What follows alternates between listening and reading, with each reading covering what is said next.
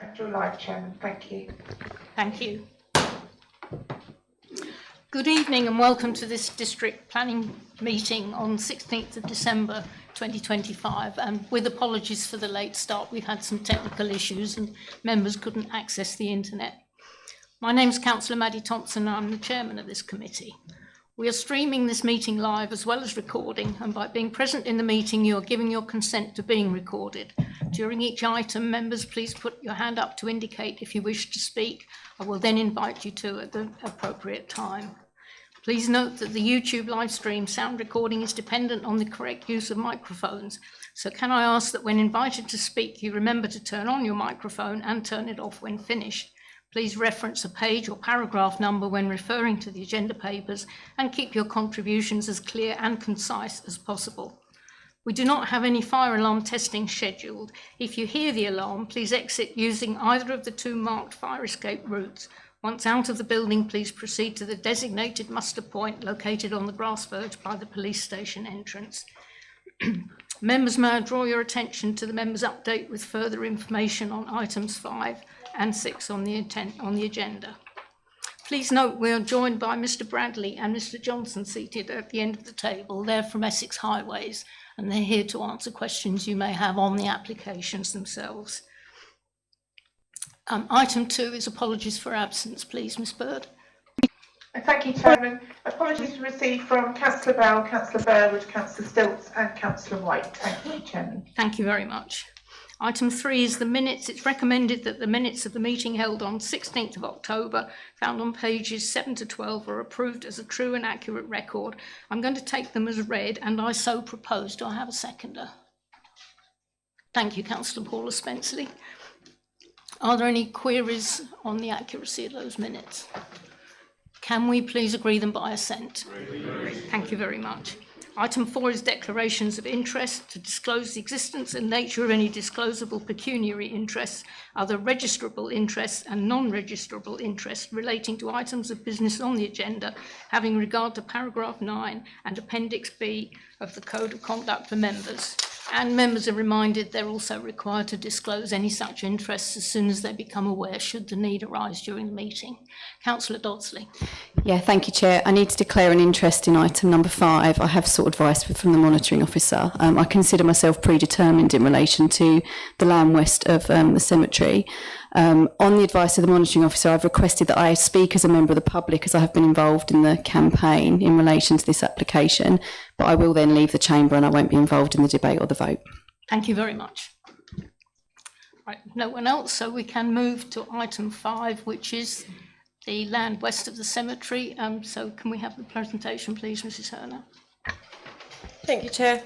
So this application seeks outline permission with all matters reserved except for the access into the site, and it's for the erection of up to 275 residential units, including affordable housing, land for a children's nursery, 1.8 hectares of land for an extension to Maldon Cemetery, drainage works, landscaping, vehicular access to the A414, pedestrian and cycle access to Spittal Road and London Road, and associated infrastructure works.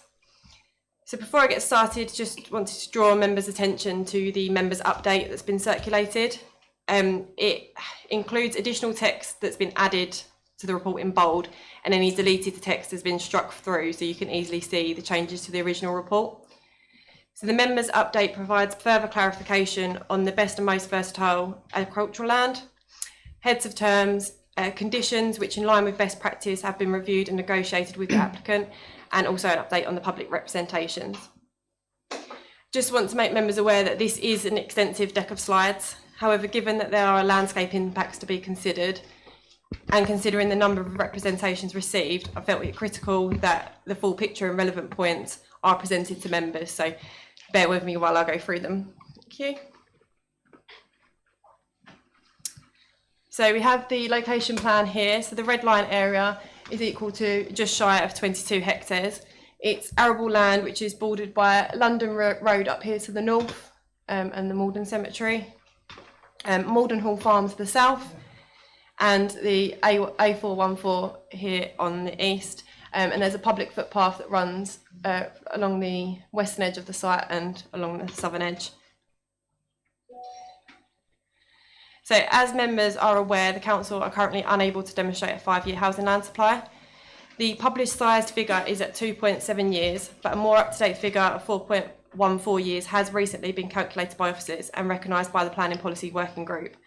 This will need to be ratified by a full council, but it does demonstrate that the council five-year housing land supply position is possibly stronger than it was at the time the report was drafted.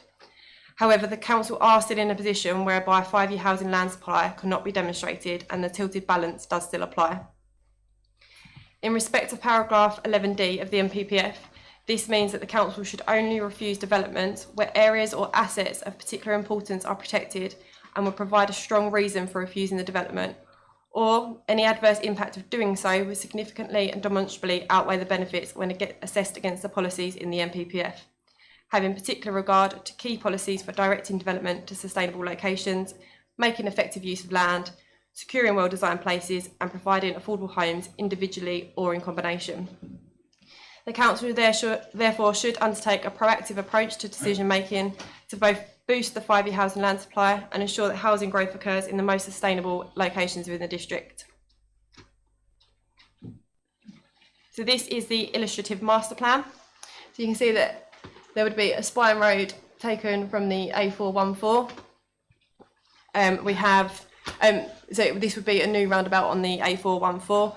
We have pedestrian access up here in the north onto London Road and down in the south here onto the A414. This land up here is an extension to Maldon Cemetery that's proposed. The nursery land provision would be here. We'll talk about that more when we get onto the parameter plans. And I've just highlighted Headlands Barn, which is a Grade 2 listed heritage asset down here. So this shows the illustrative master plan alongside the previously refused scheme that dates back to 2014. So the difference is now is that the council cannot demonstrate a 5-year housing land supply when they previously could. So the benefits against the harm test is now stricter.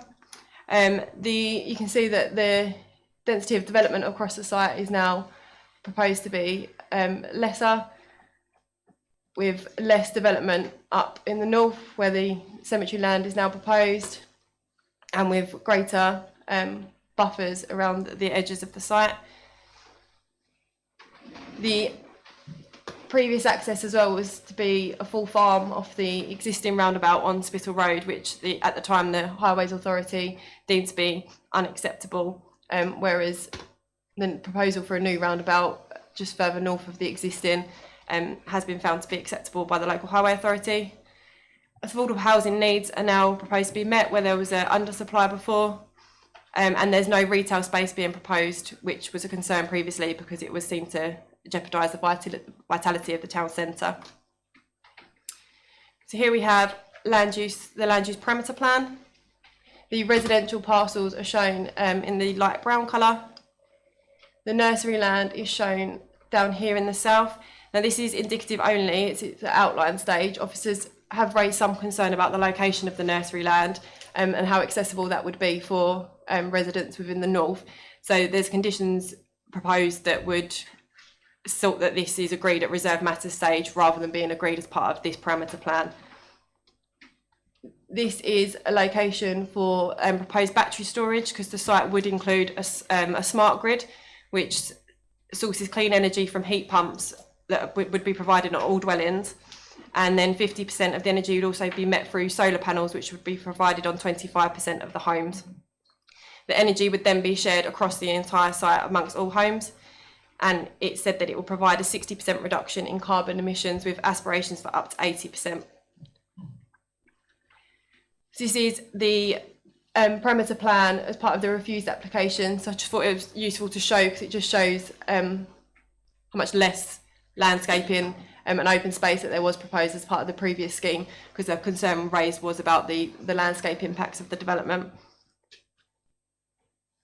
Here we have the density and heights parameter plans side by side. So they follow each other really. So on the northwest part of the site, the density would be less, and same around the edges of the site. because that's where they would be most acceptable to landscape impacts. In the centre of the site here, the topography is lower, so you can have a greater density and greater building heights with less impacts on the character and appearance of the area. So you would have up to 3-storey buildings in this darker orange colour in the centre here, 2 to 2.5 stories, and then a single storey proposed on the outer edge in proximity to the listed building. And this is the green infrastructure plan, so just showing indicative locations of the local equipped areas of play, the attenuation basins for the flood schemes, footpaths, and there would also be an acoustic barrier that runs along this eastern edge to protect any of these proposed dwellings from the noise from the A414. So then we just have a slide on the character areas, which is taken out of the design and access statement. It just shows that there will be different character areas to respond to different characteristics and topographies across the site. So, for instance, the Valley Park area would provide the SUD features, play areas, pedestrian and cycle routes, and this is where the surface water sits in the site as well, which I'll talk about later. So we move on to the access plans. So as I've said, the primary access would be via a new roundabout along the A414. This is proposed for vehicular access only. I note that concerns have been raised in the representations about how safe this would be if a pedestrian were to utilise the access. However, this wouldn't be an attractive route for pedestrians, given that it leads onto the A414 in a section where there's no footpaths and no through road on the eastern side. The pedestrian and cycle accesses onto London Road to the north and Spittal Road to the south are more likely to be used, and they will be upgraded to improve pedestrian access, as I'll show in a moment. So this is the Spittal Road shared use route.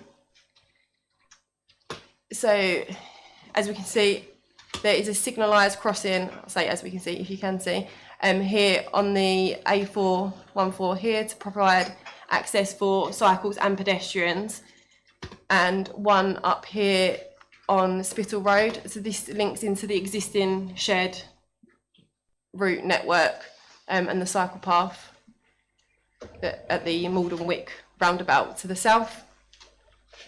The other two plans I have in greater detail.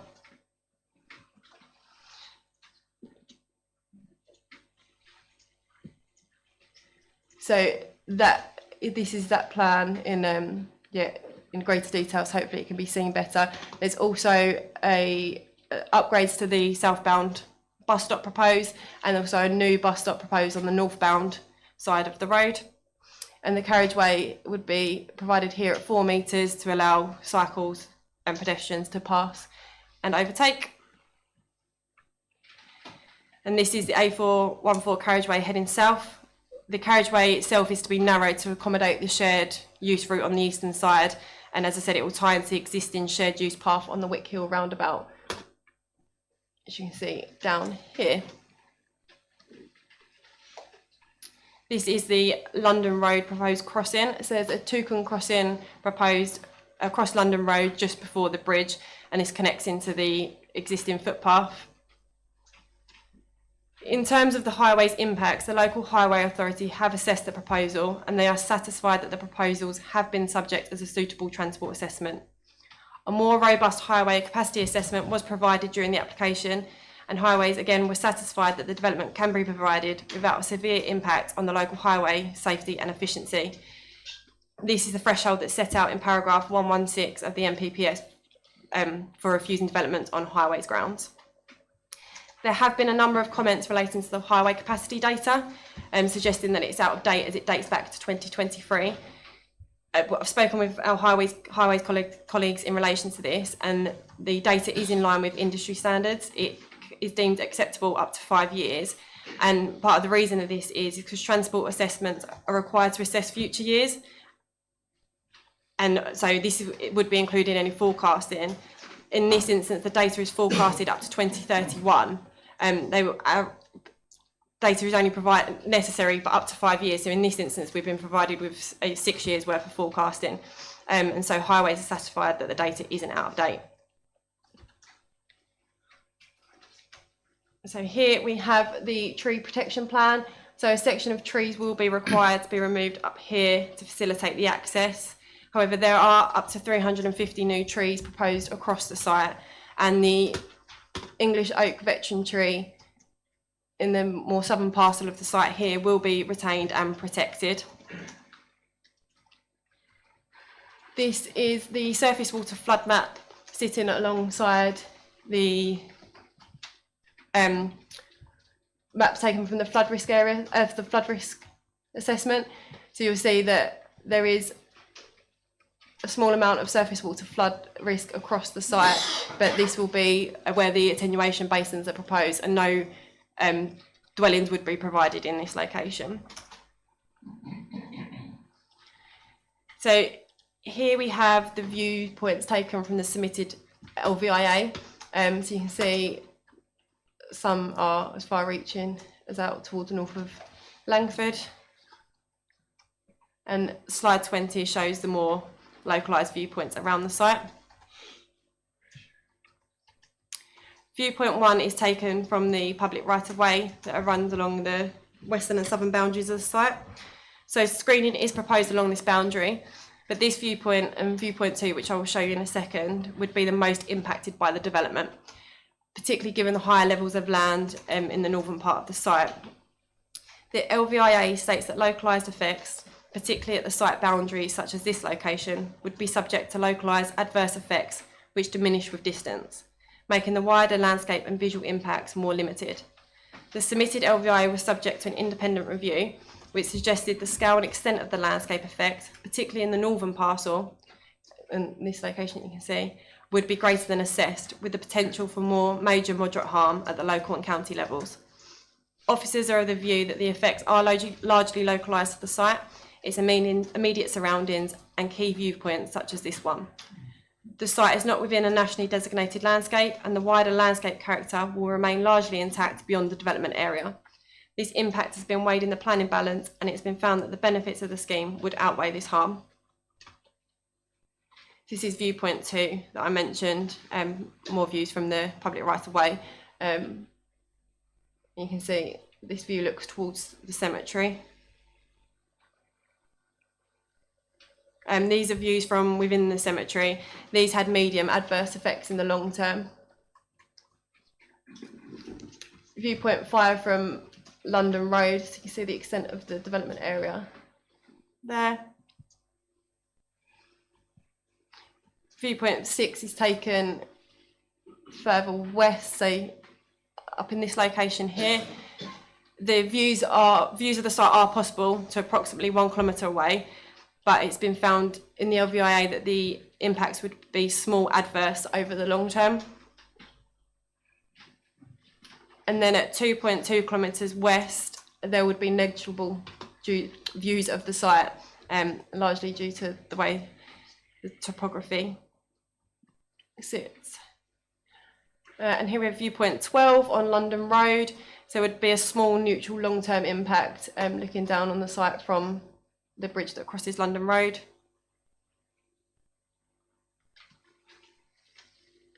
There we go. That moves us on to the site photos. So we've got the west of the site along the public right-of-way. This is looking towards the south, so just highlighted here where the approximate location of where these photos were taken. This is looking east across the site towards the cemetery boundary, and then looking more southeast and east.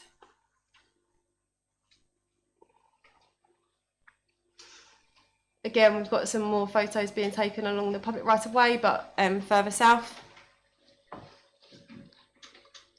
This is in the southern parcel of the site, and this here is Headlands Barn, the Grade 2 listed building, so that's looking directly south from the public right-of-way. Looking north across the site from that direction, so up towards the cemetery, and then looking east. So these are views of Headlands Barns. So the landscaping would be improved to further mitigate the impacts. It's quite an extensive landscape buffer provided, which would be secured by conditions, but the views are already filtered, and you can see from these long range views that the setting, the listed building itself isn't that visible from the site itself. So the Conservation Officer found that there would be less than substantial harm to Headlands Barn as a Grade 2 listed building, and this was outweighed by the public benefits. More photos from the southern part of the public right of way. Photos taken from London Road up here. Photos from within the cemetery. Looking east on London Road at the junction with Beacon Hill. Photos along the A414. So this is the Maldon Hall Farm entrance here, where the pedestrian and cycle links would be. Spittal Road, where the Toucan crossing would be.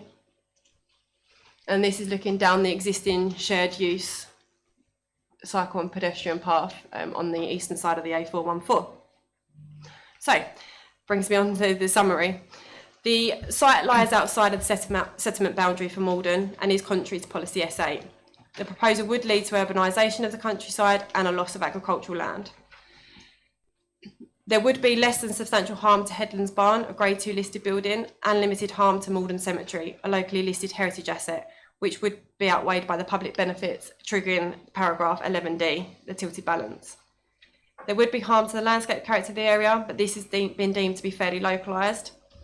There would be limited harm in respect of amenity, pollution and highways impacts, but these can be mitigated by ways of conditions or contributions.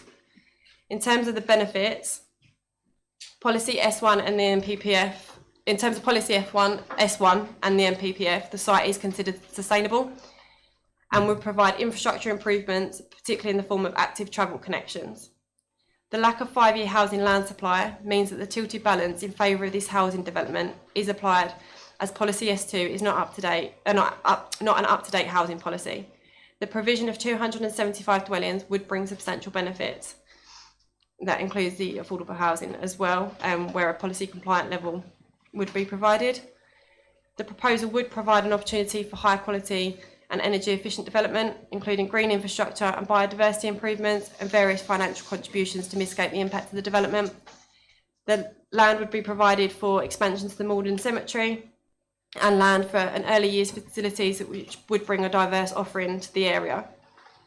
There would be economic benefits during the construction and operational phases, and taking all that into account, it's considered that the identified benefits of the proposal would on balance outweigh the identified harms, and therefore the application is recommended for approval. Thank you, Chairman. Thank you, Mrs. Hurner. So now we have the public speakers. First is Objector Sarah Dodsley. Would you mind moving round to the other chair? Then it makes it clear you're speaking in a private capacity. Thank you.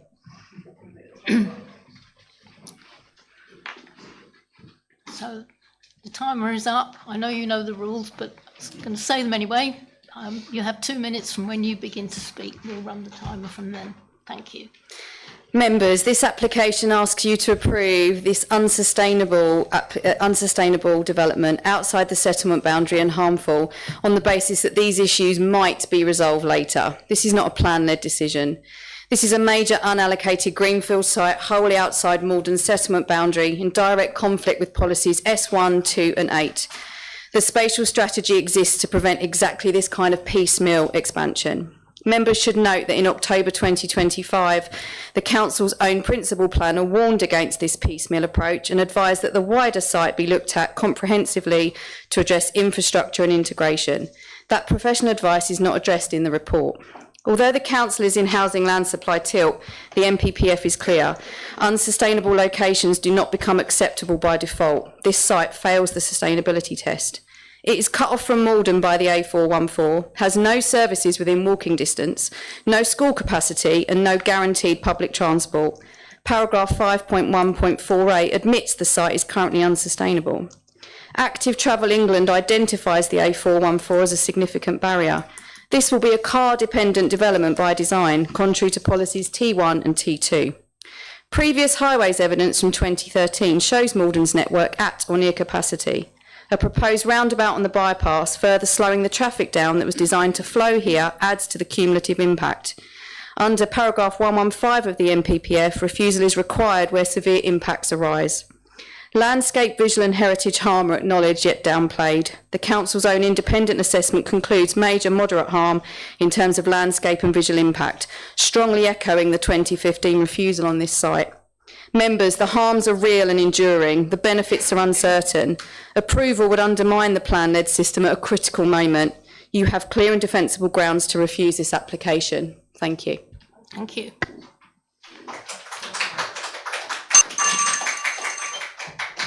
And now we have the applicant, Mr. Daniel Kavanagh, please. Same rules for you, sir, 2 minutes. And I am very exact about these 2 minutes. Thank you. Could you please use your microphone? Sorry. Thank you. Councillors, tonight you've had the chance to review our application for the site known as land west of the cemetery, London Road. We've presented this site to many of you before, so I'm under no illusions that you're all universally supportive of it. However, our site is one of the most sustainable development sites in the whole of the district, if not the most sustainable site. Our application has been worked up with your officers over several years, whose efforts and professionalism we are extremely grateful for, and it's been presented to you with their support. We have no statutory consultee objections, including from the Highway Authority, which is where I know many of you have expressed concerns, and our proposals are entirely compliant technically with all of Maldon's published planning policies. Maldon District Council has an out-of-date local plan and cannot demonstrate a 5-year housing land supply, which has resulted in the council starting to lose substantial appeals on sites which this committee has rejected with increasing regularity. This is at a material cost to the council and results in new housing locations with far poorer access to services than this site, which will inevitably result in more car journeys, none of which benefits anybody, but least of all the council taxpayers of Maldon. Until there is a new local plan, your choice is to support certain sites to show increased housing delivery, or continue to lose at appeal, lose control over where development happens in the district, and waste council funds. This evening, we hope we can win your support for a highly sustainable development located adjacent to the largest town in the district that will deliver 110 new affordable homes, 4.8 million in Section 106 contributions, a new nursery, and an extension to the cemetery. Thank you. Thank you. I'd like to note that we also received a further 4 requests for people to speak as objectors, and they've been refused according to the Council's public speaking protocol. Another member has asked if I could suspend standing orders. I can't do that because having already refused some members of the public, they may not even be here to speak, so I can't leapfrog that. So before I open the floor, one thing I would like to do is propose that we have a recorded vote on any proposal that's put. Do I have a seconder, please? Councillor Durham, thank you. And I'd like to open the floor now to questions to begin with, if possible, either to our planning officer and planning officers or to the highways gentleman. So, Councillor Jennings. Thank you, Chair. My points are focused specifically on landscape, character and countryside impact, and I wish to anchor my comments directly to the Maldon District Landscape Character Assessment, which is an established evidence base underpinning the local development plan. The Landscape Character Assessment identifies the land at the edge of Maldon as forming part of the wider rural landscape setting of the settlement, where the character is derived from openness, a strong relationship with surrounding countryside, and a clear distinction between built form and rural land. One of the consistent objectives of the assessment is to maintain the integrity of settlement edges and to resist development that would blur or erode the transition between town and countryside. This proposal, by reason of its scale and outward expansion, conflicts with those objectives. The development would project built form into open countryside, resulting in a permanent urbanising influence that the Landscape Character Assessment specifically identifies as a key sensitivity. The loss of openness and extension of development beyond the established settlement edge would fundamentally alter the character of the landscape identified in the assessment. The landscape character assessment also highlights visual sensitivity, particularly in areas where developments would be visible from the surrounding countryside, public right-of-way and longer distance viewpoints. At outline stage, there is insufficient evidence to demonstrate that development of up to 275 dwellings could be accommodated without causing harmful visual intrusion or breaking the rural skyline, which the assessment seeks to protect. Importantly, the assessment does not simply describe character. It provides management guidelines, including limiting large-scale residential expansion into open countryside and ensuring that any growth respects existing landscape structure, scale and grain. In my view, the proposal is inconsistent with those guidelines and represents the type of incremental encroachment that the assessment explicitly warns against. This harm engages Local Development Plan Policy E1, which requires development to be informed by and respond positively to the landscape character assessment, and Policy S8, which seeks to protect the countryside from inappropriate development. Proposal also fails to demonstrate compliance with Policy D1, as the outline nature of the scheme provides no certainty that landscape-led design could successfully mitigate the identified harm. At national level, NPPF paragraph 174 requires decision makers to recognise the intrinsic character and beauty of the countryside, regardless of designation. The landscape character assessment provides the local evidence of that value, and in this case it indicates that the landscape is sensitive to the form of development proposed. In conclusion, Chair, when assessed against the Maldon District Landscape Charter Assessment, this proposal would cause unjustified and irreversible harm to landscape character and countryside setting of Maldon. That harm has not been clearly outweighed by public benefits, and it should therefore be afforded significant weight in this committee's decision. Thank you, Chair. Thank you. Was there a question in there, Councillor Jennings? I'm wondering if you want an officer to come back.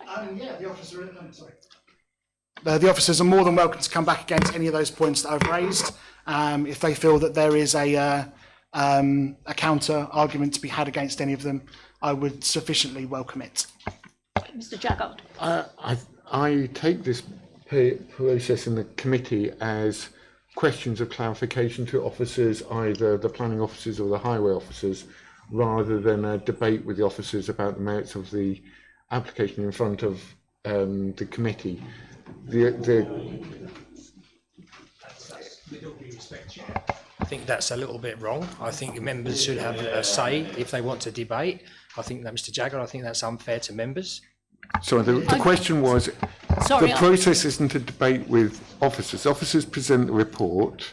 Members will move into the debate phase of that between them. This is a phase of clarification to officers about points which may have been made in the presentation or in the officer's report. Thank you, Mr. Jaggard. I was hoping for questions at this stage, especially as we have the gentleman from Highways here. And next I have yourself. Well, I think that I'm going to change my approach. I mean, thank you very much indeed for the presentation, and thank you very much indeed for the hard work that goes into developing these reports for us. And it's actually quite nice to see people from Highways. I've been a councillor for 6 years. Welcome. I am worried about that, about Highways. So while you're here, I can't particularly understand how a main spine road that is there to be the, I'd say, an artery to move traffic around Maldon can be benefited by sticking a roundabout in it. And also on the areas down Spittle Road, and I am very local, so I know every single footstep of that.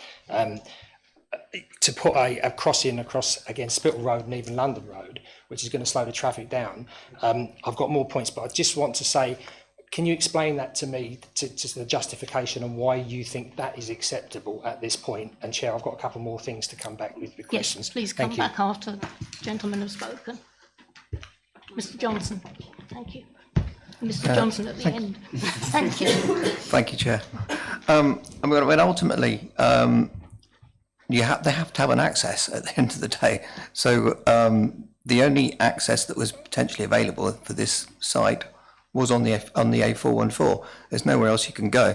So ultimately, our view is, or our position is, we have to assess it from two things really: safety and efficiency. Does it work? Will it work within capacity? And is it safe? it's been safety audited, so yes, it does operate safely, and it works well within capacity, and actually has some future capacity. So that's, we can't assess anything that's, we may not like, for example, if it's proven in planning terms that it's safe and efficient, then we have no basis for objection, basically. Thank you. That's very interesting you should say that, because the safety of that road, it's a bit like when we just opened the North Heybridge bypass, where we had the split junction, which was designed by Highways, and we had a smack, and Adam Pipe said it's one of the most dangerous things area. So with the volume of traffic that goes through there, because that's the only place that we could put it, actually underlines a couple of thinking. You know what? There's a lot of really good things about this application. I think some of the design that's put in the green infrastructure is fantastic, and we all know that we don't have a 5-year housing land supply because they changed the methodology for calculation. We used to have one. We're ahead in the housing delivery. So as a council, we're doing all right on delivering what we need to do. We're a plan-led authority. We have a local development plan. Parts of it may be deemed as being out of date, but we're still plan-led.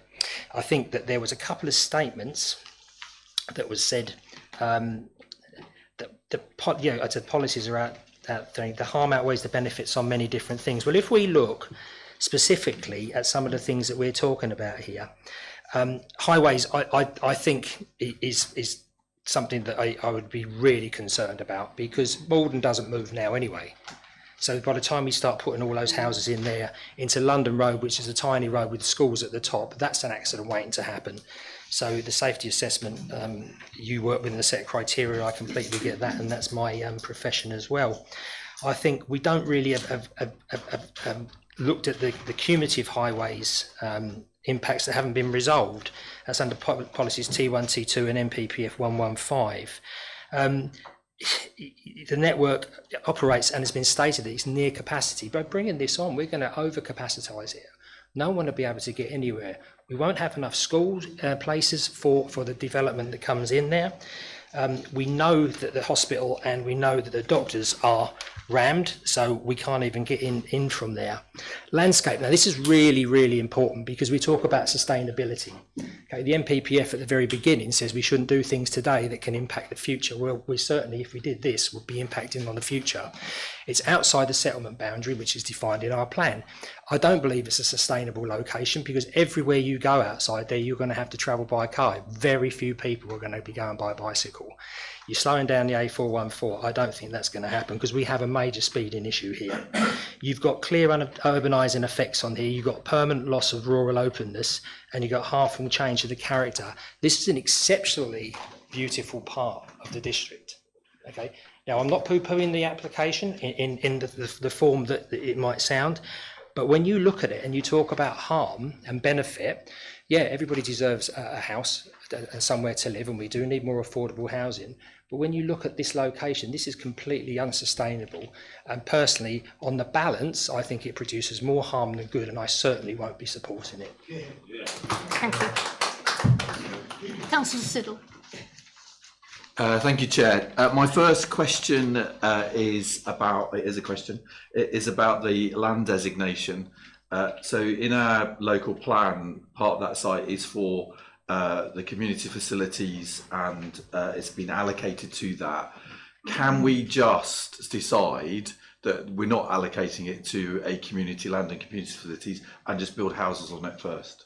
But yeah, without any changes to how we're designating that land. Is that permissible? Sorry. So we have to assess the application before us in accordance with the policies. There would be some community facility in terms of the nursery land being provided on the site as well. So there is a community use being provided there. But in general terms, when you weigh up the benefits that the development would bring, the Maldon Cemetery expansion as well is also a community use. There is still some community use being provided, and weighing that against as well the benefits that the housing would bring, then I think it is acceptable that the level of community use being provided at the site. Okay, so we don't have to redesignate bits of land that have been designated before. We can just say, okay, it's moving to another part of that site. Mr. Turner? I guess what I was going to say, just to support my colleague, is within the local plan designation, section 38(6) allows us to make material considerations. Development plan is a starting point, but if material considerations indicate otherwise, we take that view. But this application has been advertised as a departure anyway. Okay, thank you. My next question is, over the last year or so, quite a few of us been involved in the Maldon Summit, which has been around the land, Nunnall's farmland, which is owned by Essex County Council and is waiting to be developed, and it's a separate issue. But as part of that, we were looking at a road which went around that site. Now, and also redesigning the A414.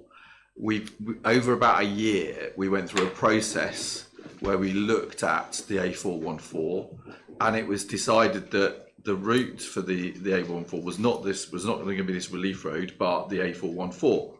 Now, as part of that discussion and part of the design for that road, one of the proposals that came forward was traffic lights around about the location that you're deciding that they're going to go.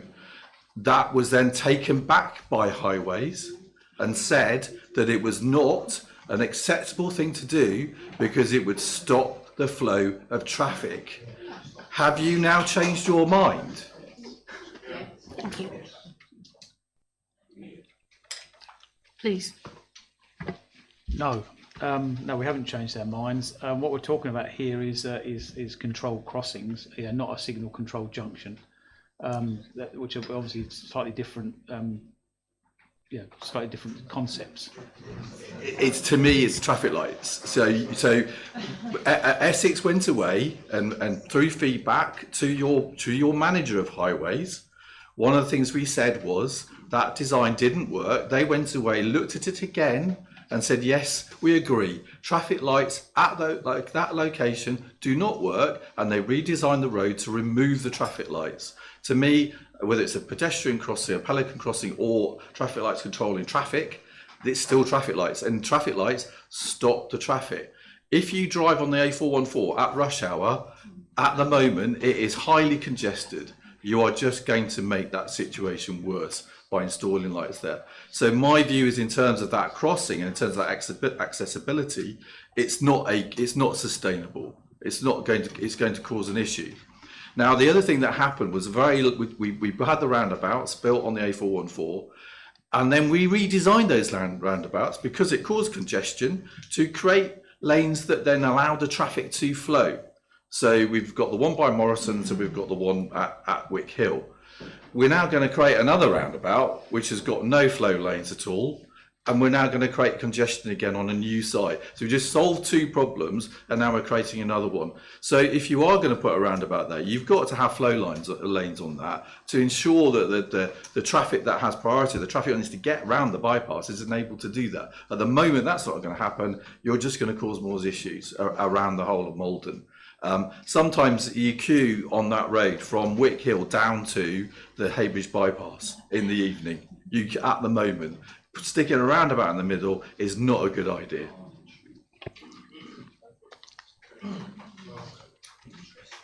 Right. Councillor Fittock. Thank you, Chair. I mean, I'd just like to ask a couple of questions of the officers before I speak later, if that's okay with you. Yes. On 5.14.4, it indicates that the planning balance for this development is very substantial. I'd like to, that's a very high assessment for a development. I'd like to understand how that was reached. And secondly, on 5.1.31, it refers to the garden suburbs and various text about the problems that we might face with infrastructure when the original local development plan was heard. And it concludes that the garden suburbs are largely completed. Well, actually, we're only 40% of the way through what that was consented to in S2 in terms of actual development. And on top of that development, we've also had 42 houses at S2A, another 90, 132. plus a 281 house development in Haybridge, which is what, approaching 400 plus houses. If we take off a development that's not coming forward, 100. And then when I look at the Essex County Council forecast, I get information from them through FOIs and so forth. I asked what the position was in terms of development that they thought was coming forward in Maldon over the next 5 or 10 years. And again, on that, one of the things that was noticeable is that on site S2D, they concluded that according to our previous 5-year housing land supply positions, it will complete in 2035, which means there's another 390 houses being built in a faster period than they originally considered would be so. So I'm trying to understand how we've concluded that there is not potentially any impact on site S2, given that the information out there is that we're only 40% forward. We've consented to a lot more growth than we originally planned for, and Essex County Council's projections for build-out rates across site S2D is much less than we've actually forecast, and the developers have done so. So I just like clarity, because obviously they're important in terms of material balance, aren't they? Thanks. Mrs. Hannah? In terms of the weighting, obviously it's up to the decision maker to attribute the weight that they see fit. So this is some more professional guidance towards members, so you can provide a different weight if you feel the need to. In terms of the 5-year housing land supply, the position at the time of drafting the report is the official position is 2.7 years, and obviously it's clear in the NPPF that delivering housing is one of the most crucial parts of the framework that seeks to deliver housing. So the provision of that number of housing in what I would deem to be one of the most sustainable locations of the district, I believe warrants that weight. I believe that is justified in the report. In terms of the cumulative impacts on other sites, they are underway, as you say. It's being constructed at the moment.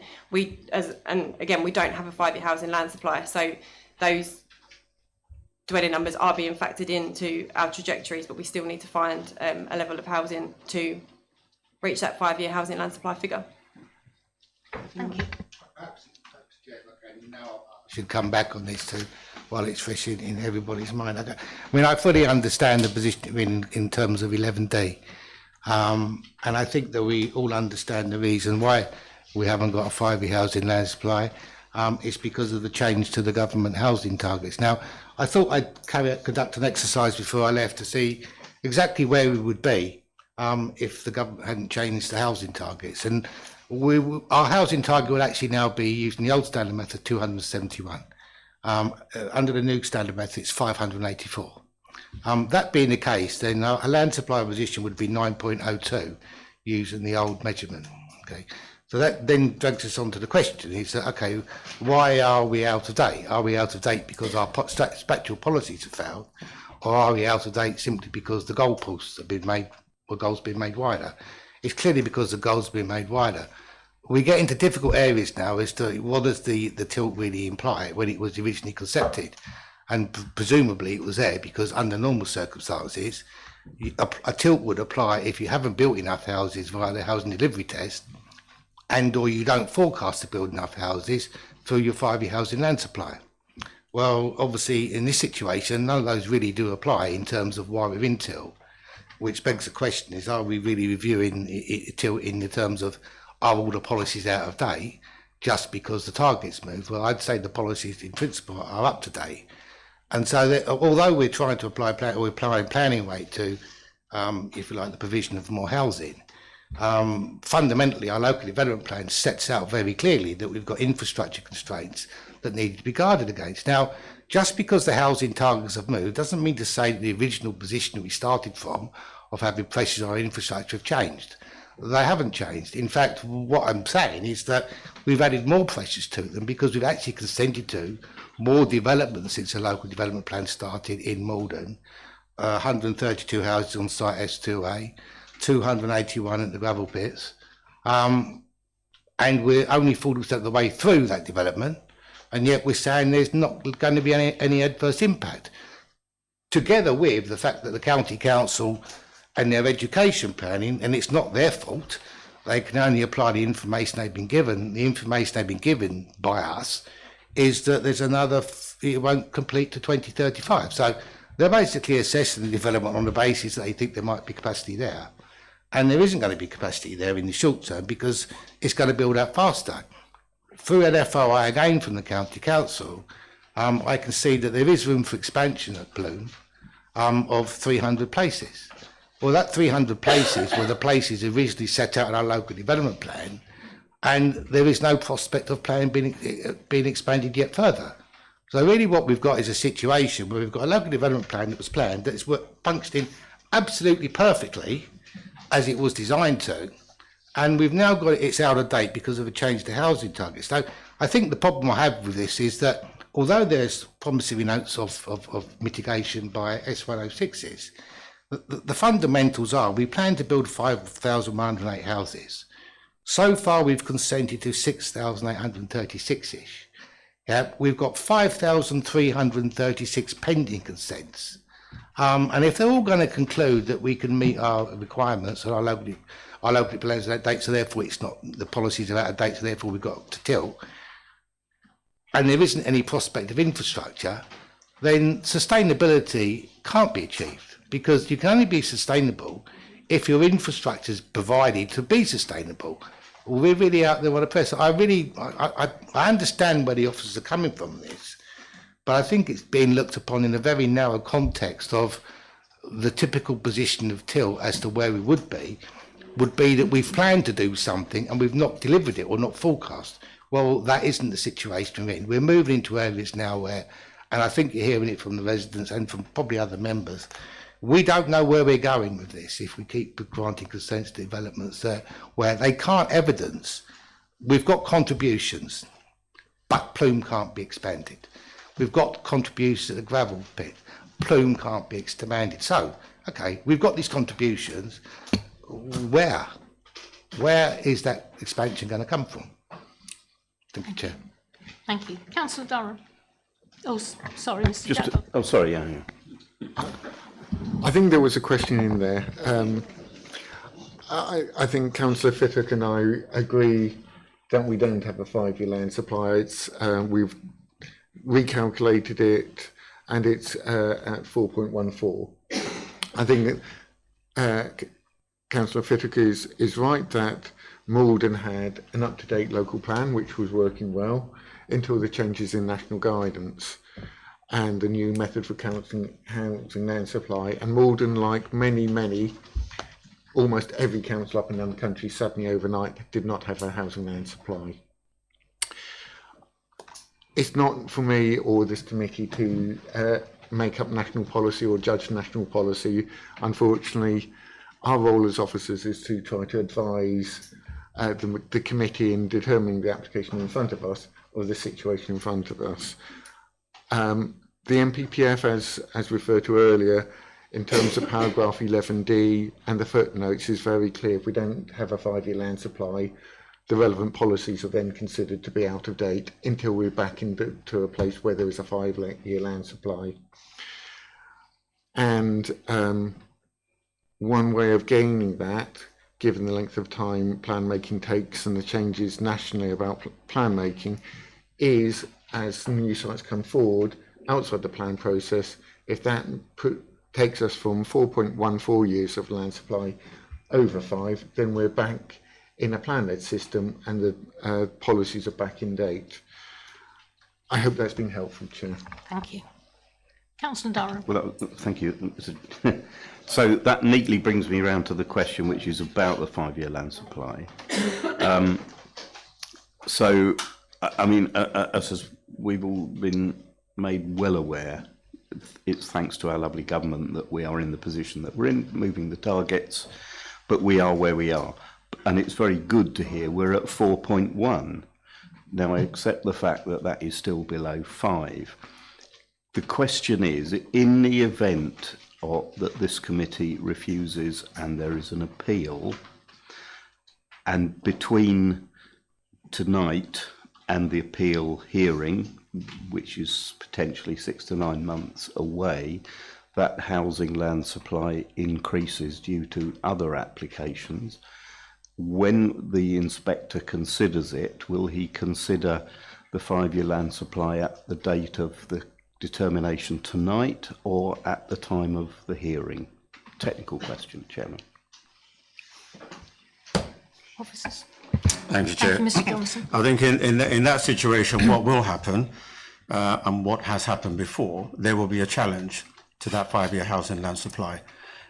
So we could present whatever the figure may be at the time, but we also need to be prepared that it will be challenged. You can imagine there will be a developer, as say in this case here, who will be picking up on these matters, and the first thing they're going to do, if they feel that a reason is based on the 5-year housing land supply, as how has been discussed here, would be to challenge it. So that is likely to be the position. I can't comment on how the position would go, but that's what's likely to happen. It has happened many a time before in many authority where there's been a position about the 5-year housing land supply. And I just briefly again want to just pick up on what Councillor Fittett was saying as well. The situation for officers is difficult, and you've alluded to that as well. We have to deal with the application which is in front of us. We have to deal with the policy landscape which is in front of us, and also the wider political landscape, which is that government's drive towards housing. These are some of the arguments which we are seeing coming through these appeal decisions, which is why almost we're getting approvals by appeals. This is what's happening.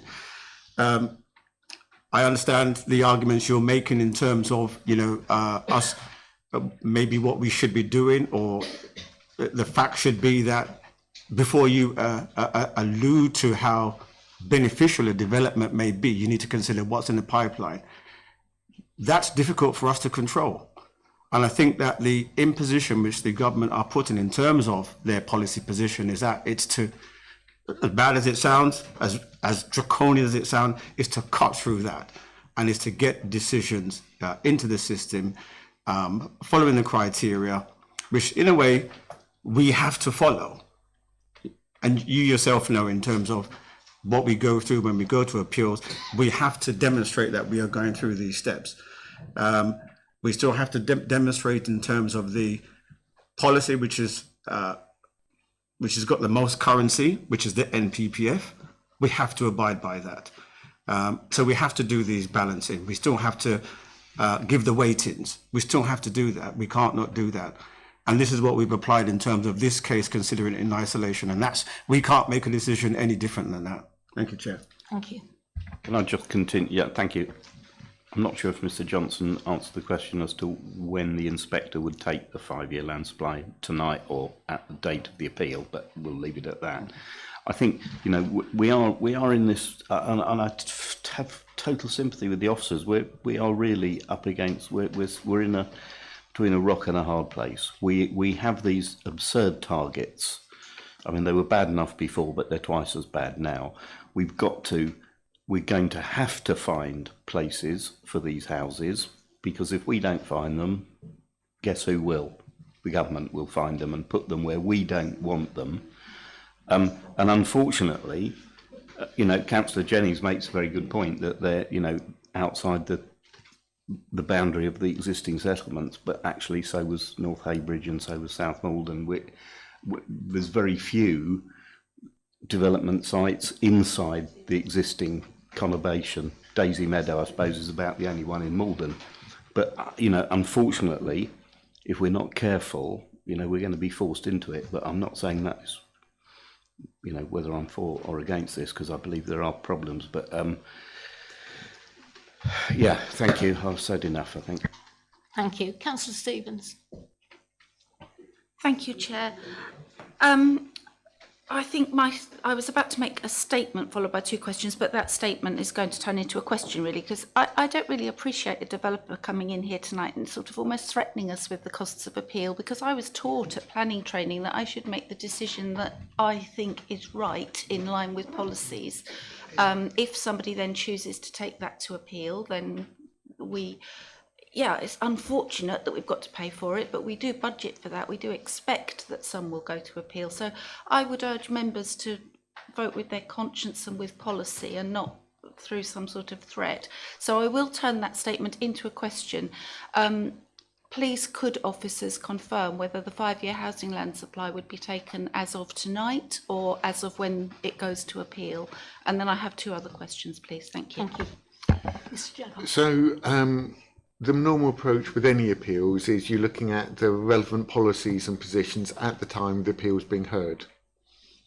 So if the 5-year land supply was different, same as if the MPPF, which we came out for consultation today, becomes the final version of the MPPF, that would be the determining national policy at the time of an appeal.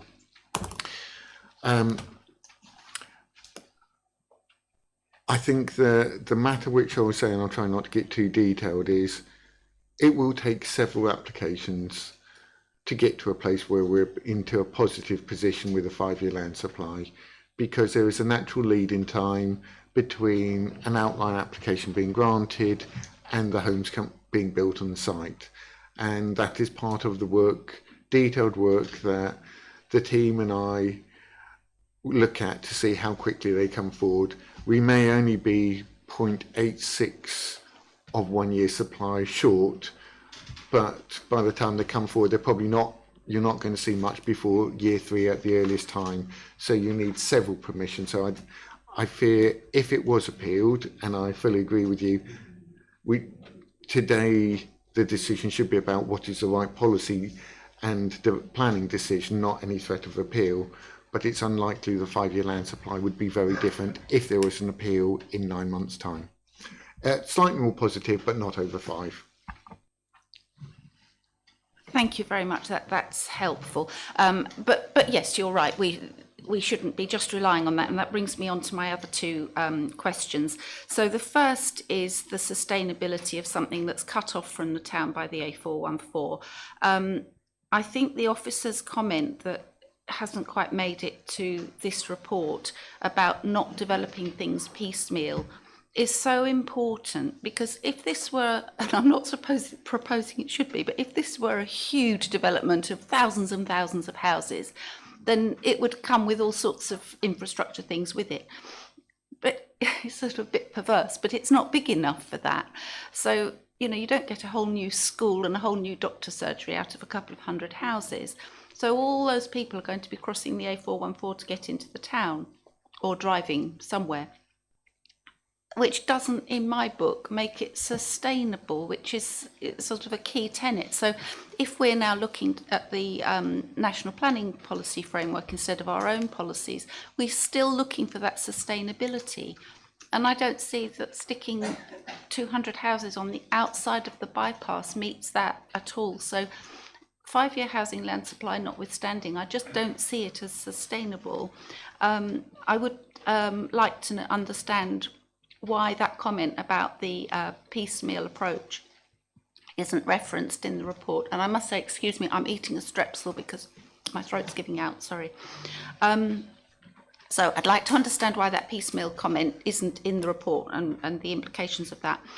And then I'd also like to ask a question through you, Chair, of the highways officers, where the comment's just been made that it would be safe and efficient.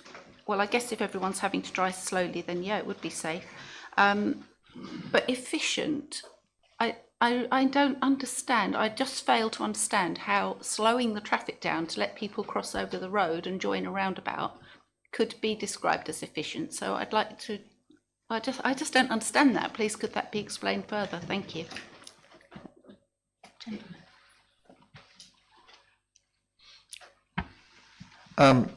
Well, I mean, first of all, the drive is for sustainable transport measures for planning applications, and that means prioritising things like pedestrian and cycling use over vehicles. So there is that, and the developer is, the onus is on them to provide sustainable links to their site. Now, does it hold the traffic up, the signals? Of course it does. But when we use the word efficiency, we use that in terms of highway capacity. So we don't assess a signalised crossing for highway capacity, but we do junctions and such like. And the highway capacity assessment has shown that there would not be a severe impact on the network. So that is what we're talking about in efficient, when I used the word efficiency earlier.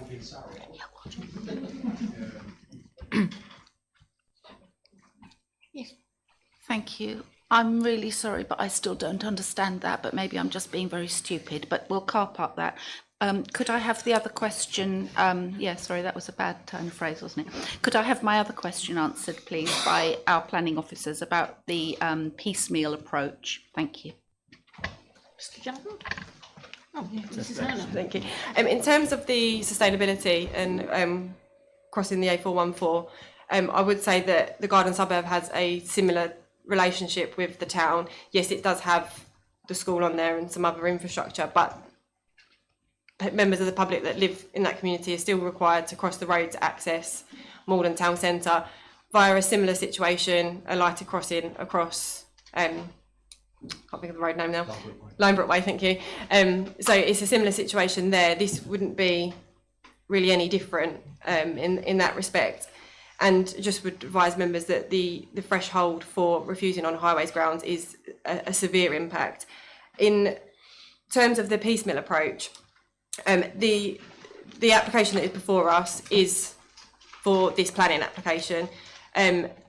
Yes, officers, if a wider site is to come forward in the future, then officers would prefer that to have the entire picture before them currently, because obviously that makes it easier to forward plan and understand what infrastructure, as you said, Councillor Stevens, could be brought forward as part of a development in the future.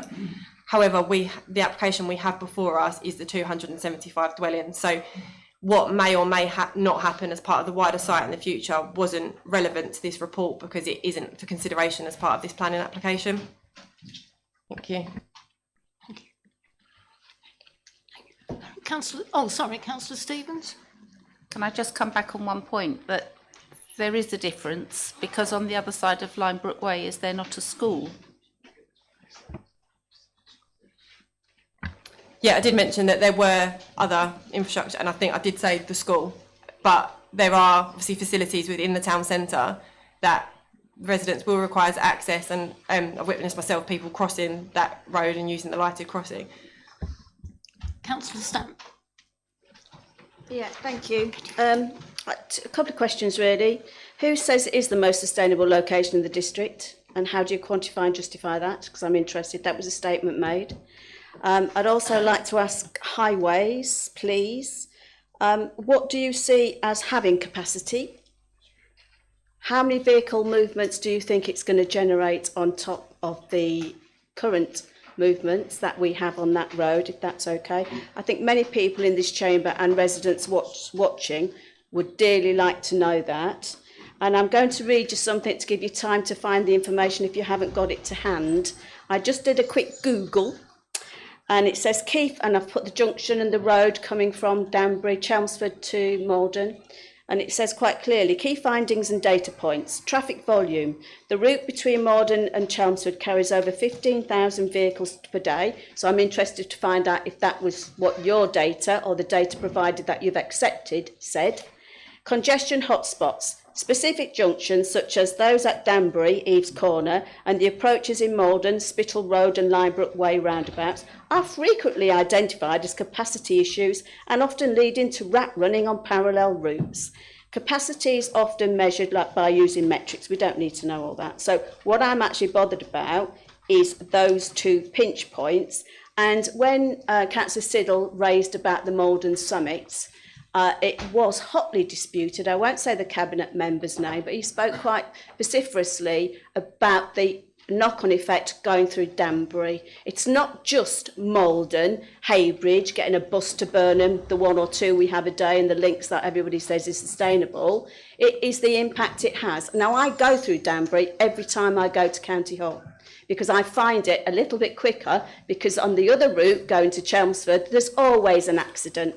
Every time I go on the A130, you get stuck in traffic. So what I'm actually trying to ascertain for everybody, this is the reality. It's not just the data that you or whoever generates. We live here.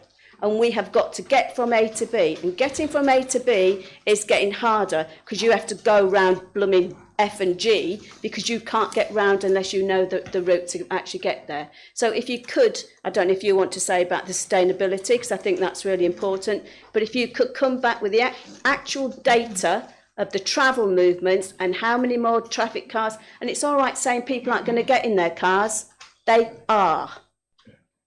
Thank you. Gentlemen. Did you want to first question? Sustainability one's easier than Give them a minute. Yeah, thank you, Councillor Stamp. So policy S2 identifies that strategic growth should happen within Maldon, Burnham and Heybridge, and there's a settlement hierarchy in policy S8 that sets out that they are the most sustainable towns and followed by the larger settlements. So the assessment comes from the fact that this would be an extension to Maldon Town. The site also has less constraints perhaps than some other sites in the district. It's close to the bus network, as I said, one of the main towns in the district, close to employment lands. This is an extension to what is the main settlement within the district, and that's where that assessment has come from. Yes. But this is not a strategic site. It didn't come forward on the previous plan. It's not a strategic site. It is out of the development area. So it wasn't classed in those times when that plan was done as a strategic site. It's my understanding. When I attended the appeal hearings, it wasn't mentioned. I think the point I think we're trying to make is the strategy and the approach in the plan was to identify a hierarchy of sites which have got the greatest range of facilities where the sustainable development would be able to link best into existing infrastructure. And there's three towns identified as the top of the hierarchy, which are Maldon, Heybridge and Burnham, and therefore those are the ones where there's greatest opportunity to link the sustainability, the sites to the existing infrastructure network, and therefore that's why they're considered most sustainable. With all due respect, that was for the previous plan, and that was to actually develop the infrastructure that could cope and mitigate with the previous plan. When you're going outside that plan, you're not being plan-led. You're actually, and I've had this conversation with Essex County Council, with education, with highways, with all the other departments, and they're very, very good at Essex County Council. They do listen.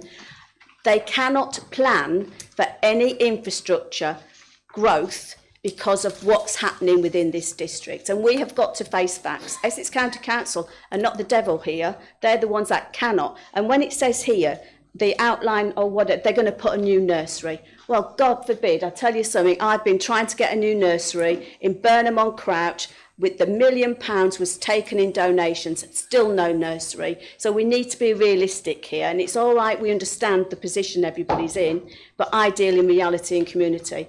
And I'm sorry, at the moment, unless I hear something different, I will not be supporting this application, and I'll wait for my highway. Thank you.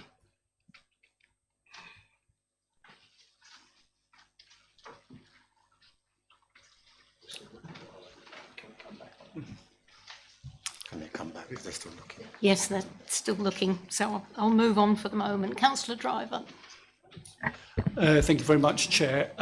My focus is also on the highways issue, but I'll start it by prefacing the inspector's report in 2017 that looked at the last development plan, and it was identified that the A414 was a significant concern for development in the area, not just Maldon, because of it being a major transport route.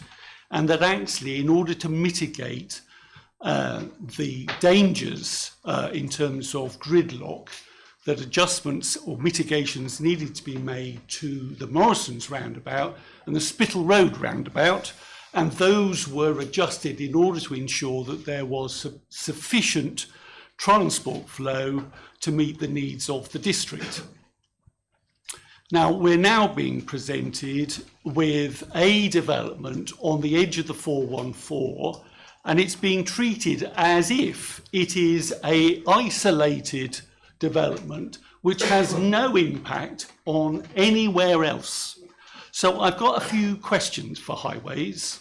So let me start off with what inspectors generally view as sound highway assessments. So soundness requires something that's positively prepared in terms of the assessment, positively prepared, justified, effective and consistent with national policy. Do you believe that the highways assessment that is being presented to us could be regarded as sound? Gentlemen. Yes. Okay, let me follow on. There is an evidence base that actually is used to assess whether it's sound or not. I'm not going to go through all of them because we'll be here all night, but I will go through a few. So firstly, it says that the evidence base should show that there is a strategic transport model used, either county or regional, Saturn or equivalent. Was that used, yes or no, or don't you know? No, it wasn't. Right, okay, thank you, that'll do. I need to qualify Next that. one, no, I'm going to go through these and then at the end you can try and qualify if you can. Second one, model validated to Department for Transport tag standards. What, I mean, this is technical, but they are nonetheless the issues that are used by inspectors. Was that used? Yes or no? Yes or no? No. Or don't know? No. No, the answer, Okay. the answer was no. Was there a base year, forecast year, various scenarios and assumptions clearly stated within the transport assessment? Yes or no? Yes, base year and forecast year. Base year, forecast year, scenarios and assumptions clearly stated, yes or no? Yep. Okay. We've got, that's mainly Were committed to multiple growth and strategy options tested within the transport assessment? Yes or no? You've got to be able to, you've got to allow the gentleman to answer more fully than just yes or no. Can you repeat that question, please? Was a multiple growth or strategy options tested within the highways assessment? Are we talking about this particular application? Because I think what you're talking about is about this the application. transport assessment that was part of and formed part of this planning application. Okay, so that's not necessarily what you're talking about, because you're talking about wider strategic modelling, If you're saying it's which not we do for necessarily- local fine, plan fine. stuff, etc. And last one, there are others, I'll just do this one more. Realistic trip rates and distribution methods. I know they're technical, but they are what an inspector would use to make an assessment. Yes. Was that used? Okay. Now, what I also did was actually managed to get hold of a report that looked at the assessment, and it went through each of the requirements for soundness: positively prepared, justified, effective and consistent with national policy. On positively prepared, it came out as fail on the basis that it assesses only one site, explicitly states it should be read alongside a separate transport assessment, and does not consider alternative locations or growth distributions. On justified, it came out as fail on the basis that it does not use a strategic model. It doesn't look at corridor level assessments of the 414, and it doesn't look at cross-boundary modelling towards Chelmsford. And on effectiveness, it failed on the basis that it identifies site-specific site mitigations only, and it didn't include cost schemes at a strategic level. It didn't provide phasing linked to a housing trajectory or demonstrate the district-wide deliverability. Now, some of this is technical, but the issue is that actually the 414 is not just local. It affects the whole area. So actually something presented to us that says actually we're only looking at it from the point of view of this one development clearly doesn't show sustainability as far as the area is concerned. And one or two small last points.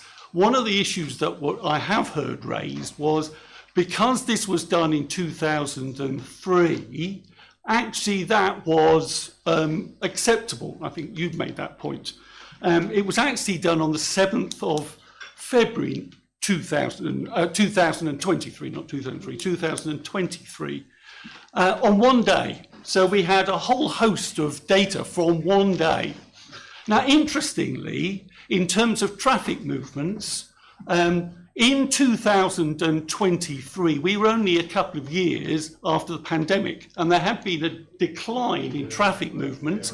However, Essex itself has shown that actually traffic movements have returned to pre-pandemic levels now. So we've got considerable greater traffic movements than we had back in 2023. And two other points. One, I note that Essex County Council in February 2023 noted that there were particular issues about the 414 between Danbury and Maldon, and had suggested alternative routes for traffic to avoid that particular problem. And therefore, actually, potentially, some of the traffic that might have been measured on the 7th of February 2023 had been moved elsewhere because of an issue outside of Danbury.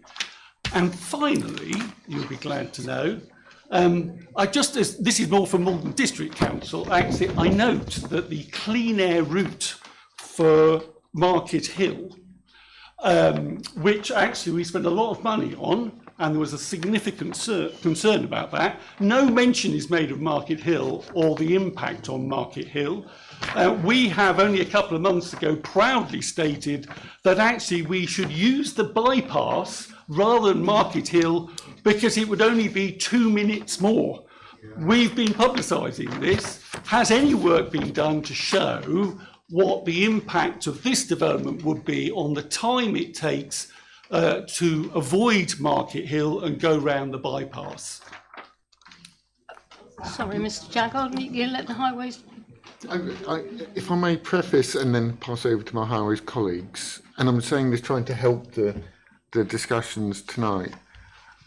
As far as I'm aware, and my highways colleagues from the County Council will confirm, I think a lot of the questions that Councillor Driver raised were in fact relating to the evidence that has traditionally been required for local plan making, not for assessing development management applications. And that's why the cumulative impact, the wider views, and the matters that Councillor Driver was raising, which are very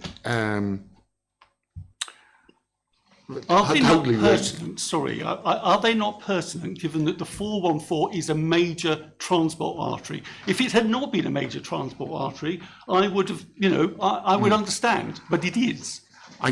And my further, I believe with the tests for a development management application are very different. And the change to the MPPF, which was introduced a number of years ago, which is in paragraph 116, is very clear on, and if you allow me to just read it out, because it's a very short paragraph, development should only be prevented or refused on highway grounds if there would be, and there's two parts of the caveats, an unacceptable impact on highway safety, or the residual cumulative impact on the road network following mitigation would be severe, taking into account all reasonable future scenarios. So it's not as detailed as the matters you were raising, but that is the test that the Highways Authority has to use in assessing a development management application. I will pass on to them to give the details of how they've assessed that, but I just thought it was helpful to clarify the different tests that a development management application needs to have to and evidence to justify a series of site allocations in the local plan. You may disagree with whether that's right or wrong, but that is unfortunately the position we find ourselves in. Thank you. Just coming back to Councillor Stevens, I think it was. Councillor Stamp. Stamp, excuse me. Excuse me.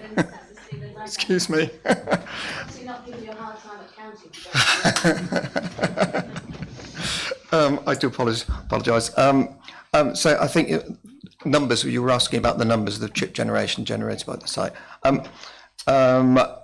in the morning peak, it's roughly about 80 departures and about 40 arrivals, a bit, maybe slightly higher than 80 and maybe slightly lower than 40, but yes. But excuse me? In an hour. Sorry, in an members, hour, please. Members, in please. a morning peak hour, I'm referring to. So what? Members, please. Councillor Stamp. Too many lights on, members. Sorry, please, you're saying it's only going to generate a housing estate for 275. We're only going to generate 40 car movements in peak times. Well, that's what I was asking. Yeah, what I said was that there would be about 80 departures, vehicles leaving, and about 40 arriving. So about 120. That's typical of a housing development of this size on the edge of town. Here we go. So, I mean, that's just the morning peak hour. So obviously it's going to generate quite a lot during the day, but at the peak hour, that's at the sort of peak, you know, when you'd expect the most trips to be coming out of there and going in. Thank you.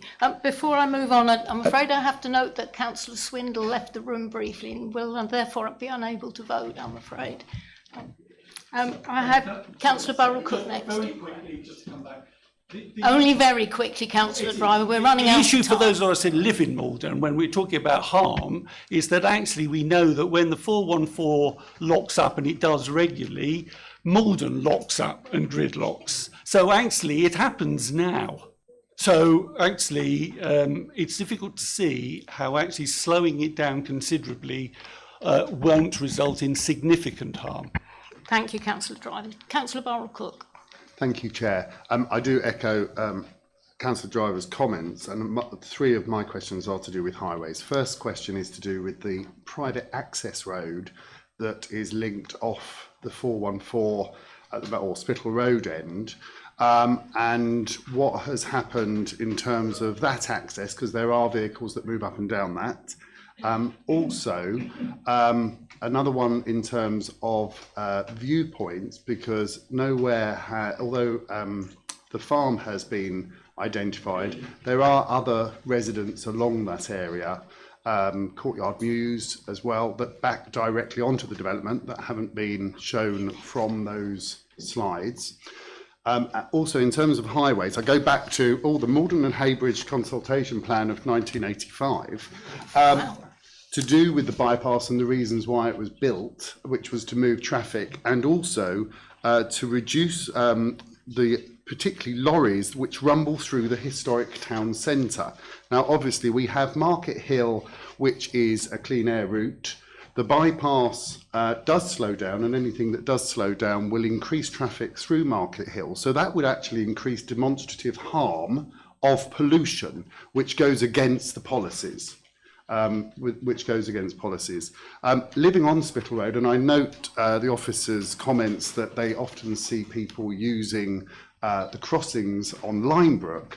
We also see on Acacia residents of other estates parking on Acacia to leave their car there to go and get the bus, because whilst developments have bus stops, they have no buses. So, you know, they're actually now moving to other areas, leaving their cars, which is gridlocking other areas and reducing parking as well. And then they're getting on particularly the 90 bus, as we see it every morning. I do have the CCTV footage if needed to demonstrate that as well. So in terms of highway impact, I'd like to ask the officers from Essex County Council that if the route is slowed, can they guarantee that no vehicles will be using Market Hill or other routes to bypass the bypass, and with that, gridlock Maldon? Thank you. Gentlemen, I suspect the answer's no. No, they can't guarantee it. I mean, I find that extremely unlikely that would happen. However,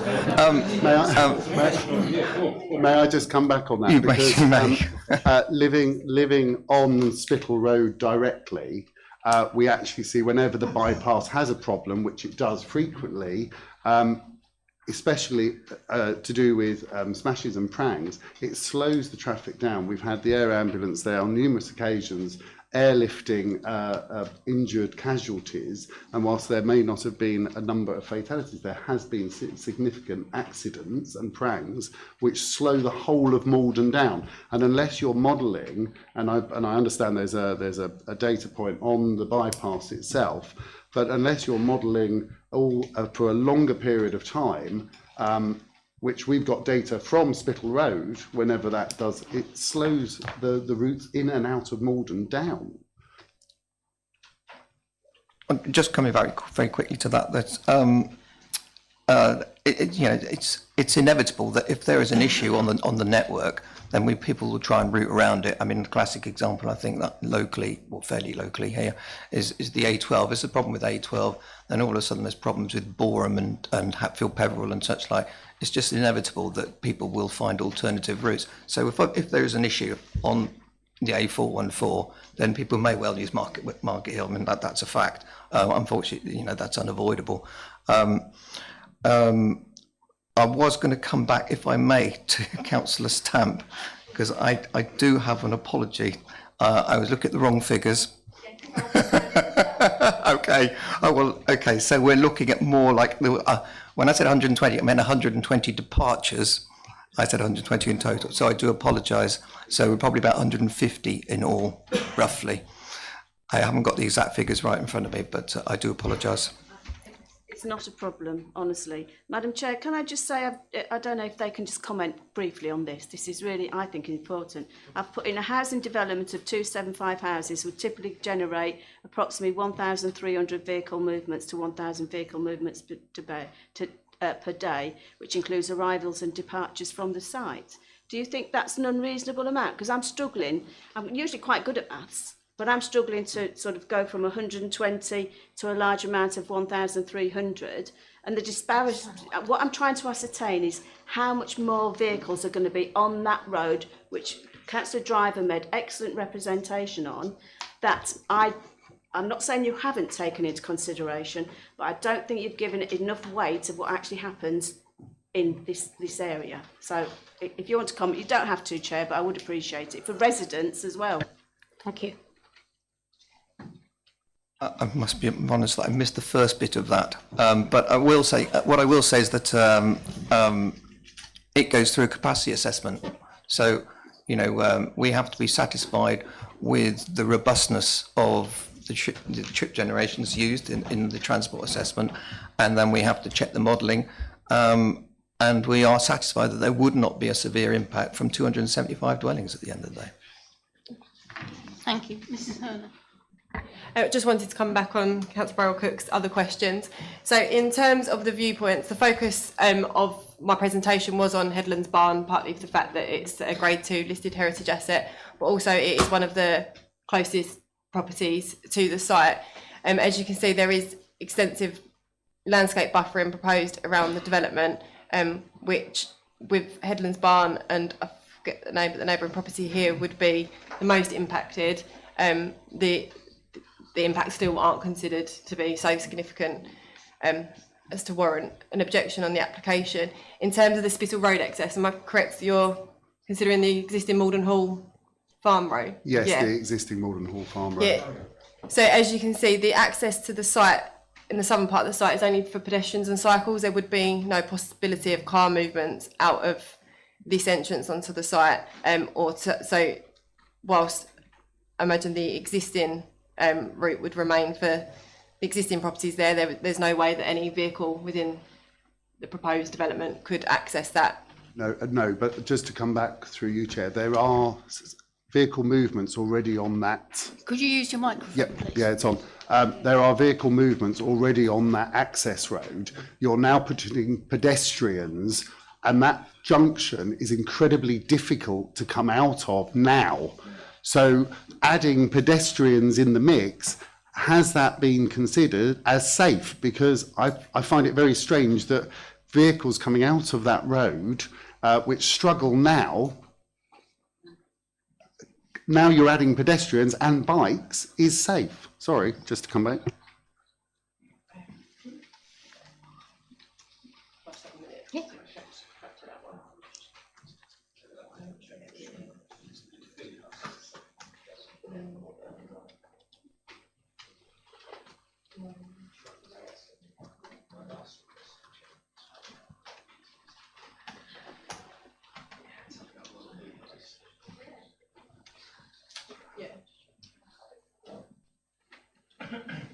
Sorry, just for clarification, I'm just trying to clarify whether it's still proposed for vehicle movements there or whether it's now pedestrian.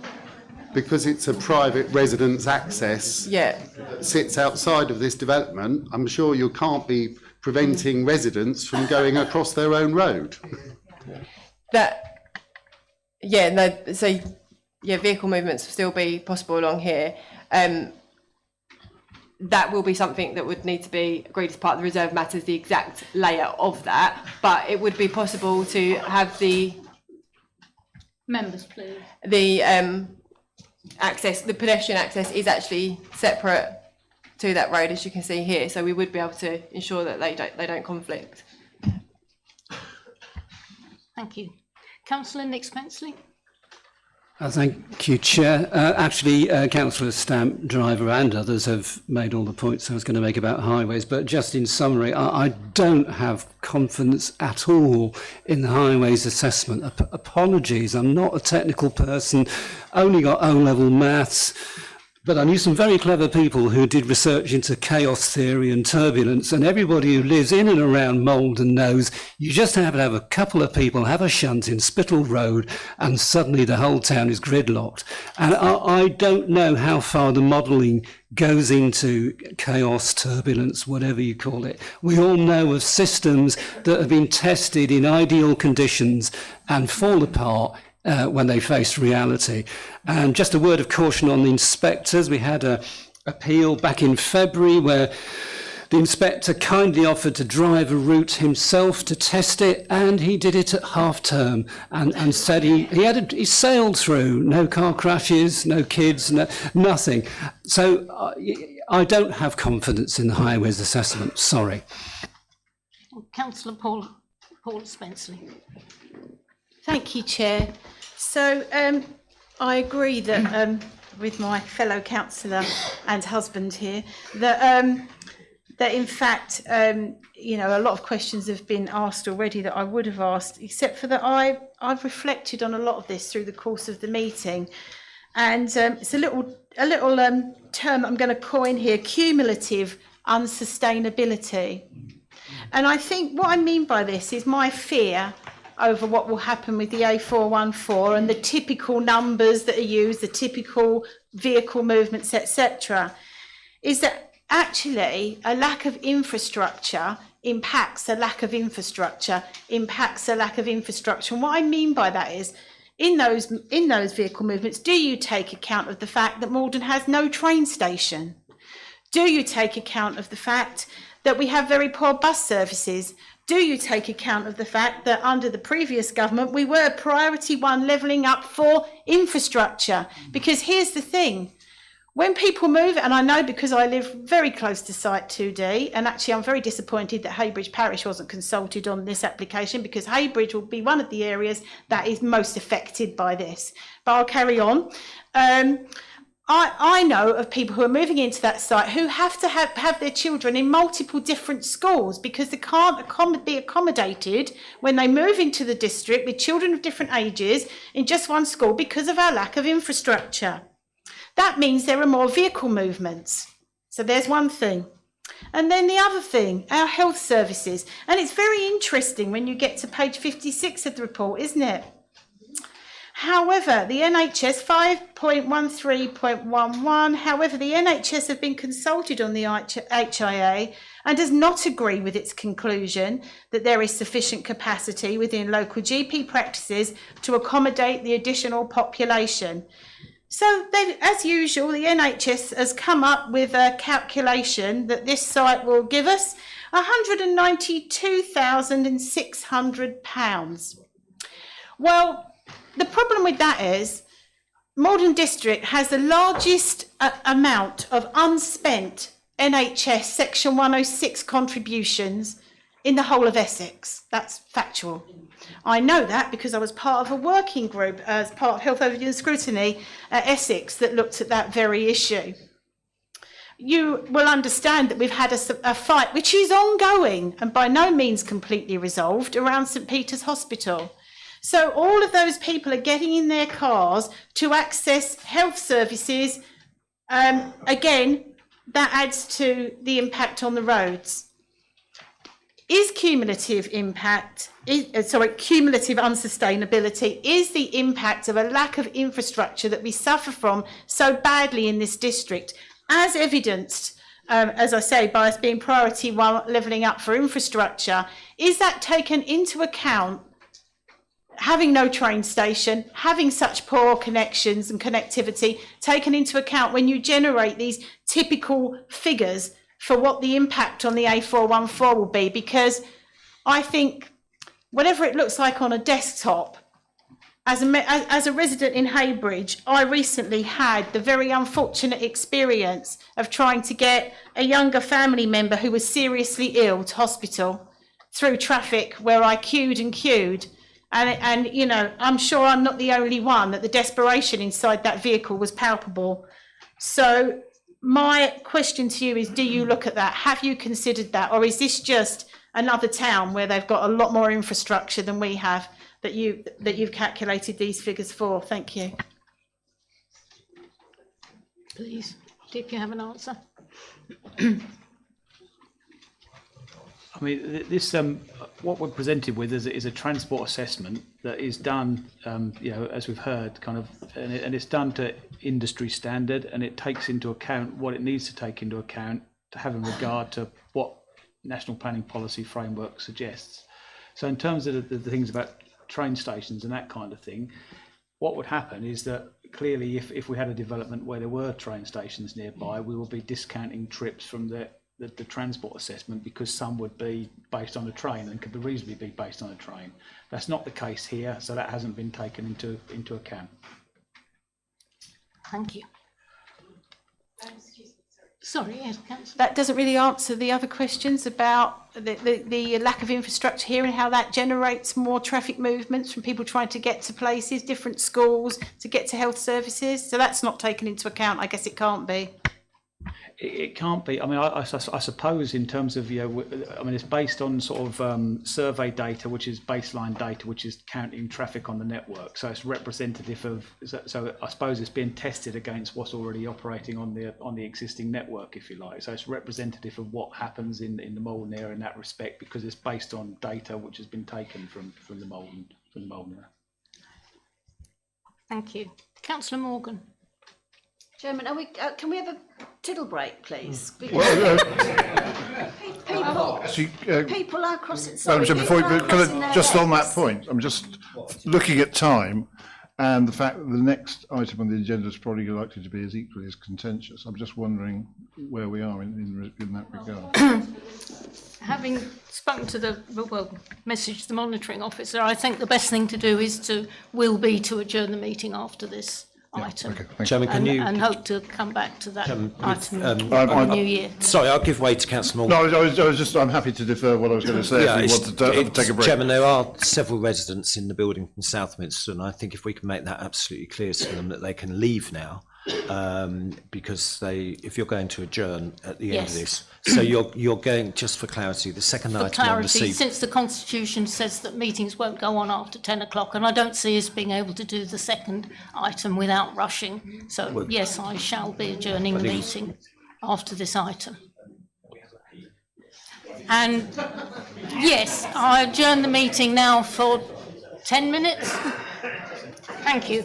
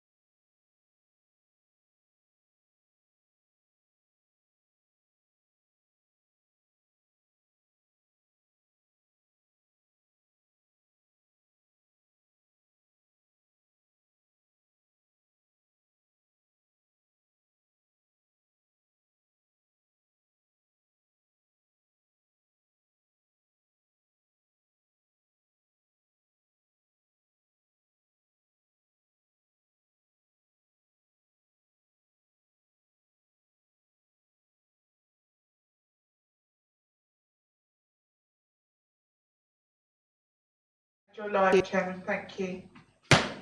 I'm recommencing the meeting now. Mr. Johnson's just coming back and he's going to take his seat.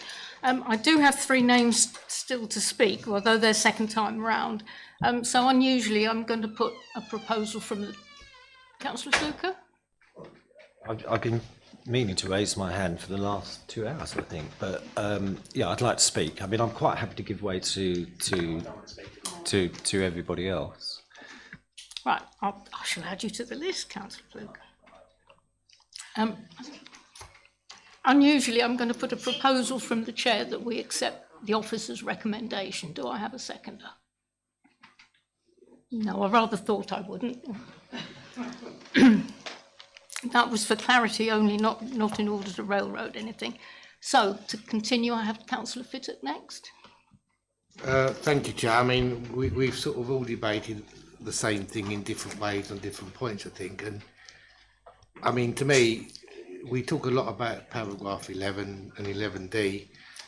We perhaps should be considering paragraph 12.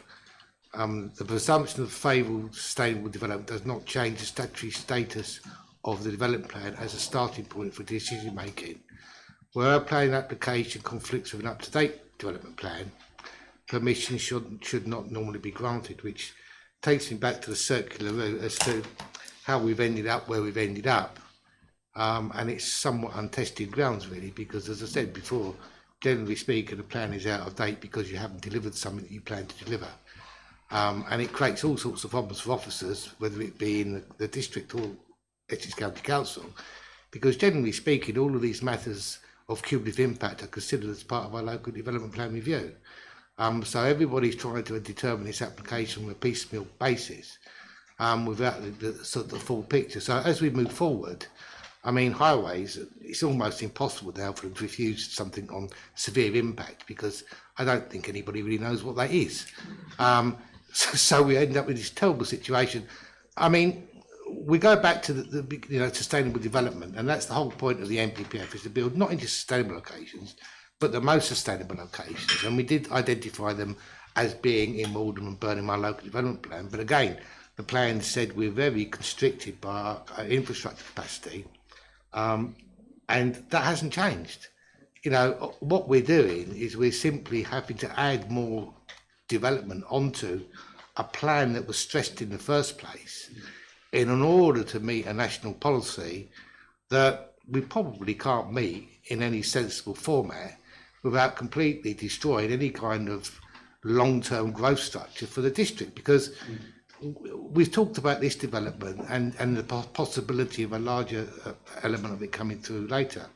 So if we consent to this development, we're basically agreeing to the principal development in this location as being a sustainable location for development, and then another big development part of it comes forward, and we're still left with this problem, is that we've got in this area no possibility, according to Essex County Council, both in the old local development plan and recent information I've been given, that Plume can be expanded.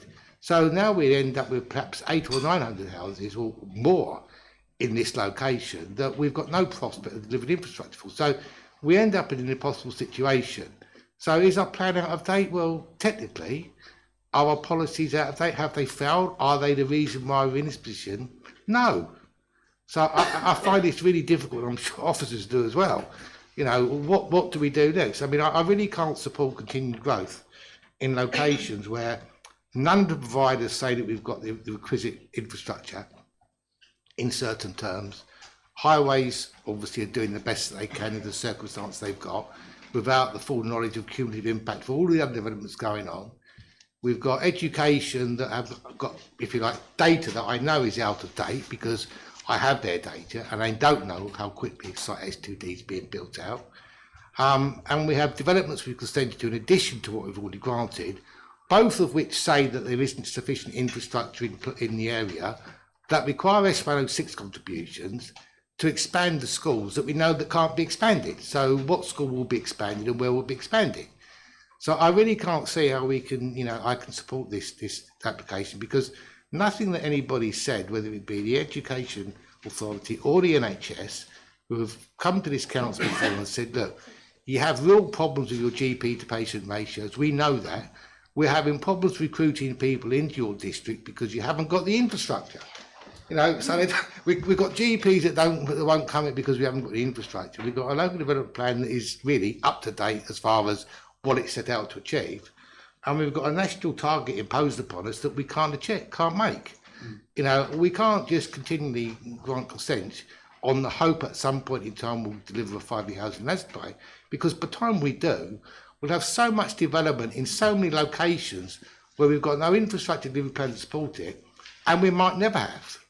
So I really struggle with this, and I don't know how we deal with this other than to, I would propose that we refuse the application on the grounds that it doesn't comply with policies S1, S2, S8 and D1. Is that seconded? Yes. Councillor Paula Spencer seconded that. Mr. Jackard? Yeah, well, yes, I mean, we now have a proposal on the table to debate, which is what I was trying to do. But I do have councillors Lagan and Jennings before you, Councillor Fluke. No, I was only going to say it was a point for constitution. I was going to ask the MO, because if we hadn't had a recommendation, we would have had nothing to debate. So we would have either had to have that recommendation put forward to have a motion substantively to either approve or not. But that's not the case now. Now that Councillor Fittick's got one, that's correct, isn't it? Yeah. Thanks. Thank you. So would you give way, Councillor Jennings, to Councillor Fluke, as he hasn't spoken yet? Mine is just a question that was backed up from what I said previously, because you required a question and I prepared a question. But if you don't want the question, happy to take a question. Can I just ask my question backed up on what I said earlier? Thank you, Councillor Fluke. So the question backed up on what I said at the start. Can officers please explain how they are satisfied that the principle of this outline application complies with the Local Development Plan Policy E1, given that the Maldon District Landscape Charter Assessment identifies this landscape as sensitive to outward expansion and settlement edge erosion, and given that at this stage there is no secured landscape-led framework or parameters to demonstrate that development of up to 275 dwellings would not result in unacceptable harm to landscape character and the countryside setting of Maldon.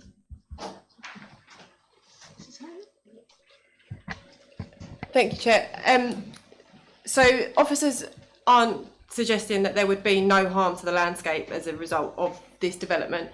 We've noted that there would be localised impacts from the public right-of-way, and particularly to the adjacent land to the west. I pointed out in my presentation earlier that there'd also be some views from a kilometre away further to the west. So we are acknowledging that there would be some impacts on the landscape.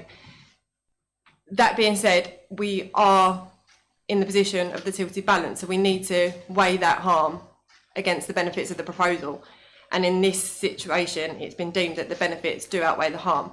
But there is always going to be a degree of harm from new development, and it is acknowledged in this case the level of harm that would occur. But when weighing that against the planning benefits, it's officers' view that that wouldn't constitute a reason for refusal. Thank you. Councillor Fluke. Thank you, Chairman. I mean, I'll just go on that first, but I mean, levels of harm in their own right are very, very subjective, how they're applied. So while we're talking about subjective issues, I just want to briefly touch on something an officer said earlier about appeals, losing appeals. But in relation to that, I'd just like to say that the majority of appeals that we're losing at the moment are delegated ones. These have been delegated to officers, and it just seems to be, for a variety of reasons, I don't know what they are. I know the head of planning's here and he'll pick up on that comment, but we do seem to be losing more appeal than ever before. But I would say to members this, that when we're dealing with subjective issues, it's often the evidence of members at planning hearings that make all the difference. And I know my friend, the member for Hawthorne, and I've been to several hearings lately. Glebe Meadows, for example, in Southminster, which was a members' overturn of an officer's decision to approve. The decision making there was very, very subjective, and I think it's fair to say that the planning inspector listened to what the officers, the people on the ground, said, And I think we should all take comfort in that. And also the Taylor Wimpey Homes development at Homefield in Southminster, which is adjacent to this site that we were going to consider tonight. Exactly the same thing.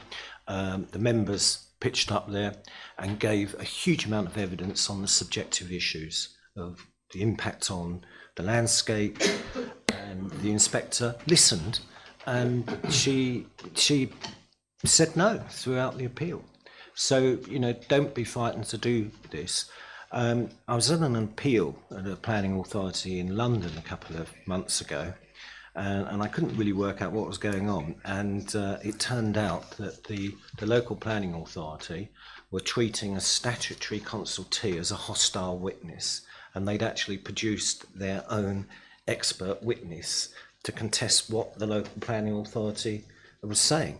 I mean, I wasn't sure that could be done, but apparently it can be done if the local planning authority aren't happy with what they're being told. And clearly this evening there does seem to be some concern about the evidence base of highways. And it always concerns me enormously when highways start talking about desktop appraisals, because members will know that the Wick Hill bypass, the principal reason why that failed was to do with funding. And the reason why there wasn't enough funding put in the pot, because the figure that was agreed was based on a flat site and the topography hadn't been considered. So these things are really, really important. And, you know, my view on this, Chairman, is that there's a lot of issues here that the members aren't happy with. And I hear that there's a proposal to refuse this, which I presume is going to implement the constitutional trigger or break. Is it a break? Is it the constitutional break? But one wonders whether this is dangerous, because we may then have an appeal for non-determination. And that concerns me enormously about the Southminster one now that we were due to hear this evening. I'll leave that there. Councillor Fittock, are you prepared to be the nominee for an appeal, should there be one, as you made the proposal? Can I have nominations?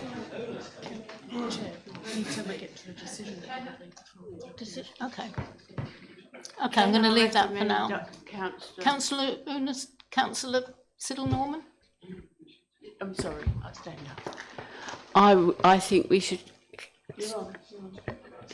I think we should allow Councillor Driver, because, to be honest, I learnt more from that experience than I knew, as I don't live in Maldon. Thank you. Thank you. Councillor Driver, are you prepared to consider that? Yes. It's not. Well, we haven't got anywhere near a decision yet, but it was Councillor Fittock's proposal. Just one thing about we said about having a recorded vote at the very beginning. So we've got a proposal on this, so we need to vote for that because that's been seconded. We do, but we can only vote. We can only vote on a minded to at this point, unless the officers are content that they can use the reasons for refusal as have been outlined so far and given by Councillor Fittock. Mr. Jaggard. Thank you, Chair, and I'll try to be helpful with my comments. I'm reflecting on whether or not it is appropriate to call a constitutional break, or whether actually there is enough clarity in the room to understand the reasons for refusal.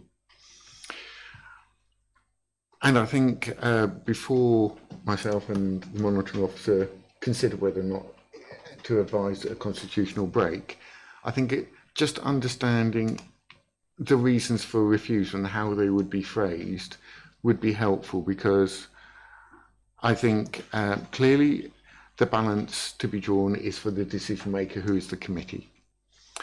Ourselves as the officers are here to provide as much advice as we can on the aspects to help you form your reasons for refusal. If they're clear tonight, then I think a decision could be made on a vote. If there is elements which need a constitutional break to allow the reasons for refusal to be produced in a more robust way, that's why a constitutional break would make sense to do so. In terms of what's in front of us, if I'm reading the room correctly, and I'm doing that, there's been a lot of comments, so please forgive me if I miss something. It strikes me that there is recognition in the room that since the changes to the housing land supply last year, a year ago, the council doesn't have a 5-year land supply. And therefore the tilted balance does apply. And paragraph 11D triggers as part of the consideration of this application. I've certainly heard around the table that members are concerned about the impact on highway safety and highway capacity, despite the advice from members. I think that was one area. And linked to that, I think I've heard from members concerned that the infrastructure requirements as set out in the heads of terms aren't sufficient. I'm not sure, there was comments about whether or not the NHS were able to spend the money to mitigate those impacts, but the figure has been agreed. But I think the question was more about the NHS's ability to spend that money rather than the money itself. I think there was comments about education and ability to access schools, but I don't think there was a question about the education capacity relating to this application itself, and I'll stand to be corrected. So I think there are two things which strike me on where I think we are, and I'm happy to be advised if I've missed something. I think, and I heard some comments on landscape, I'm not sure if they were resolved or not by the response from my colleagues. If there are additional infrastructure contributions which members think would make the scheme acceptable in planning terms, then you could defer the application and officers could seek to negotiate those if they're justified with the applicant. If there are transport measures which members think could be resolved in terms of crossings, and because you don't like or you don't believe the solutions proposed at the moment are adequate, those could be negotiated by officers. If, however, there is a fundamental disagreement that the 275 homes could be accommodated on this site without the impacts being severe, as the MPPF says, that I'm not sure we can negotiate that, because I think the council's advisors at the moment are telling us in their assessment they can, but that could be a reason for refusal. And if landscape is a comment or a concern which hasn't been resolved by the advice and the presentation by officers, you could seek to argue that if you have a different balance to that presented by the officers.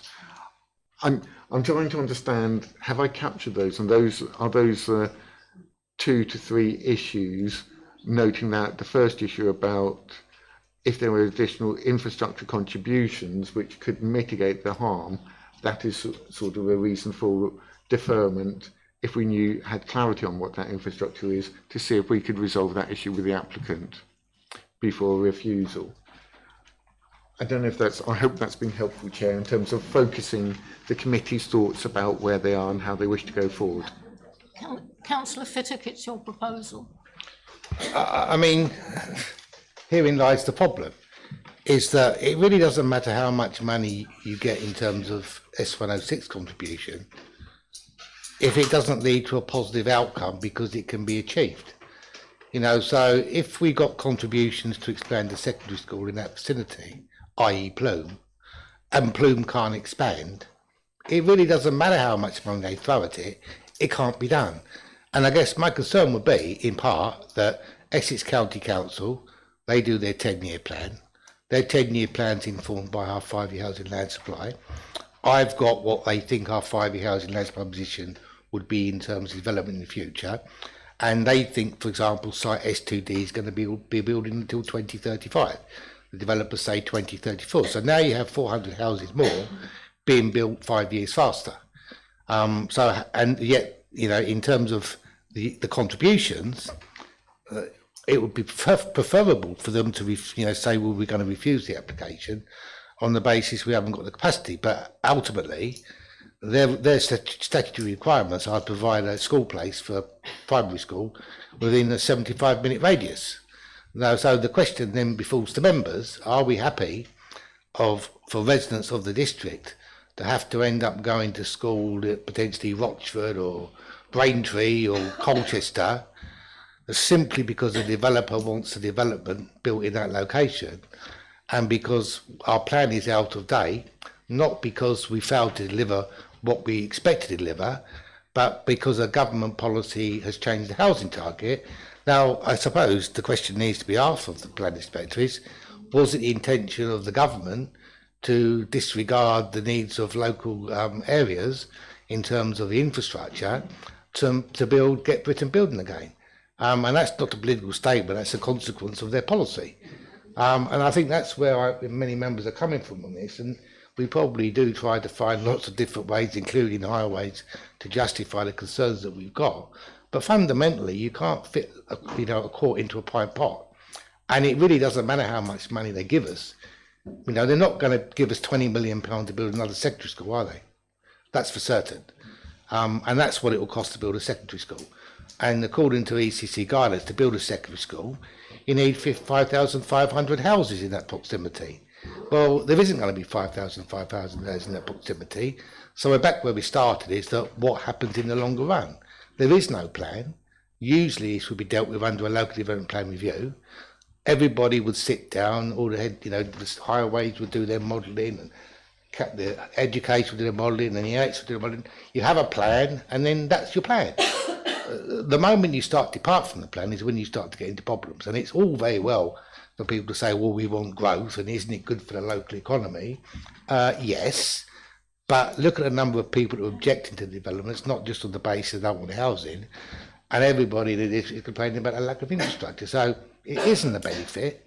It's not a social economic benefit to create a situation that's untenable for residents. That's it. Yes, I've got Councillor Lagg and Councillor Stamp and Councillor Fluke. Yeah, these are very, very concise, and I'm very aware of the time. And I think that throughout the evening, I've noted down impact on environment, impact on traffic management and transportation, noise level and pollution, impact on character and appearance of the area, and local amenities and services. They're all material reasons for refusal. So there's enough weight put behind those on top of what Councillor Fittick's proposal. So I'd be more than happy to support Councillor Fittick's proposal and go for it. Councillor Stamp?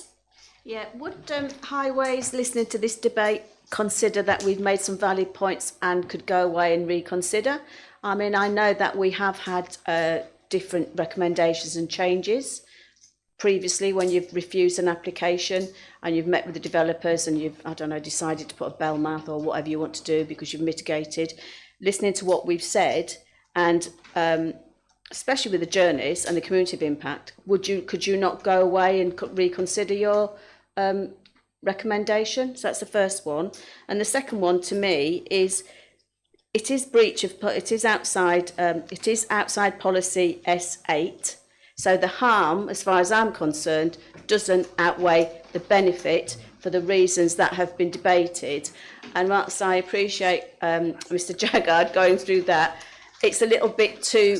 We've always been told we have to give the reasons for, not what you were saying, basically. We're supposed to come up with the reasons for it. And if we're not sure, I think we should do the constitutional break. And the developer's in the room, and if he wants to take us and say non-determination, then that's his right. But it's not really very fair. He's listened to this, and if he's a good developer, he will want to work with us or with whoever going forward, whether it's the constitutional break or whether it goes to an appeal. So would Highways reconsider, or is it a flat no? Don't say it too quickly because it'll be a no. is a no, but I mean we have looked at the transport assessment that comes to planning application professionally. You know, we've been back to the developer several times in terms of changing some of the things in there because we think they're wrong, and we've got to a position where we believe that's the representation of what would occur on the network, and we have to test that obviously against our section of the MPPF, and that's the position we've reflected in our recommendation to Maldon. Right. We need the break. Right, Councillor Fluker, and then I think we. Thank you, Chairman. I mean, based on that response, I do hope that the Highways Authority will release all of their information to members so that we have the whole of the background before us in relation to your report that you provided to the local planning authority. I think that's important, particularly with regards to what Councillor Driver said. Going back to the application, in my mind, the proposal would result in substantial adverse impacts to the character of the host landscape and harmful visual effects from various perspectives. We saw them. We saw the open countryside there. And it would substantially harm the character and appearance of the area. The adverse impact of the development attracts very substantial weight. I mean, an inspector has just reported this with regards to Homefield, and it's a very similar site. And it's worth also noting that in the decision making, she specifically referred to the MPPF 11D and the famous footnote. So she was on the money there. And the other thing about that appeal was that the inspector had before an independent landscape assessment which stated there was less than substantial harm. But on that basis, members should be very, very cautious as to what weight they give these reports that are put before this council. The planning inspector did not buy into it, and as a result, they dismissed the appeal. Can we have a vote? Members, well, we can't have a vote per se, but could I please have a show of hands to confirm we are minded to go with the proposal to refuse? This is not a vote to refuse. This is to show you are minded to go that way. Members, please show to refuse. Minded to refuse. Only minded. We're not voting. Well, that's a clear majority. I'm not going to try and count, although I would have abstained if it had been a vote. So, members, thank you. We move into the constitutional break. Mr. Jaggard, do you have anything to say?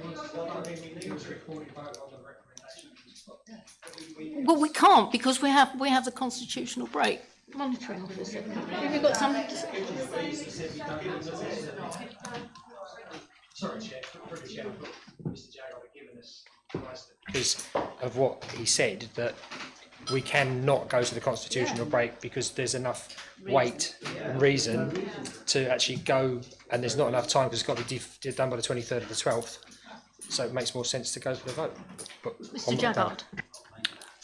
No, the question, I was trying to focus in and ask a question and seek understanding from the committee whether or not there was a clear and precise reasons for refusal. The reasons for refusal need to be worked up much more clearly for them to be able to be presented at a planning appeal if that is what's happened.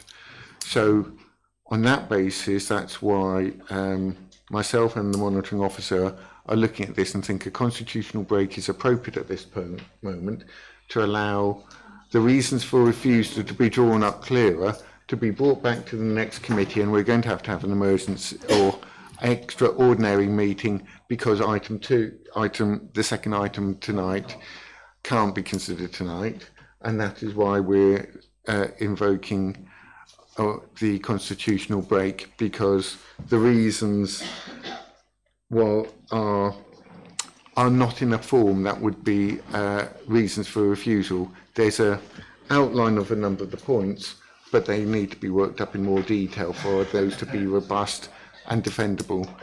And thank you, I heard from one of the members, we need to get it right if that is a decision that members are taking, and therefore that's why I'd like the constitutional break, so we can come back, having worked on clearer reasons for refusal, linking to the relevant bits of the local plan which are not considered out of date, and the MPPF and other guidance to put the council in the strongest position should an appeal be made. Chairman, just as a point of clarity, I mean, we've been in this position loads of times before where members have come up with reasons to refuse, and the officers have, we've determined the planning application on the basis that the chairman, and the planning officer will formalise the reasons for refusal. It seems to me as though what we're doing now, perhaps we could have some clarity over this, when we reconvene with this matter, will it be just to deal with the wording of the reasons for refusal, or are we going to relive this whole experience again? Because I don't think that's what we're voting for. And I think also, Chairman, we should try and deal with this matter separately to the Southminster one, otherwise we could well be in the same position. Mrs Holmes, Monitoring Officer. Yes, Councillor Figure, in relation to the constitutional break, what comes back is not a rehearing of the whole of tonight's proceeding. It is purely to look at the grounds for refusal, so there will not be an opportunity to re-examine, if you like, the debate that's happened. It will purely be looking at those reasons for refusal and to vote on those alone. Councillor Stevens, a question about the constitutional break? Yes, can I ask, do we have to have this break, or can we as members together now, can someone put forward a proposal that we trust the officers and the chair of this committee to come up with the correct refusal reasons to put forward? Do we have that option, please? I have to be guided by the advice of the officers, especially the monitoring officer. I think I think officers made the recommendation, and it was clear that that wasn't going to be carried tonight. Members have a different balance to the recommendation of officers, which is fully appropriate. It is a decision of the committee. But in order to have reasons for refusal, which are worded in a robust way, they need to be. We need to have clarity and preciseness about the reasons for refusal for them to be upheld.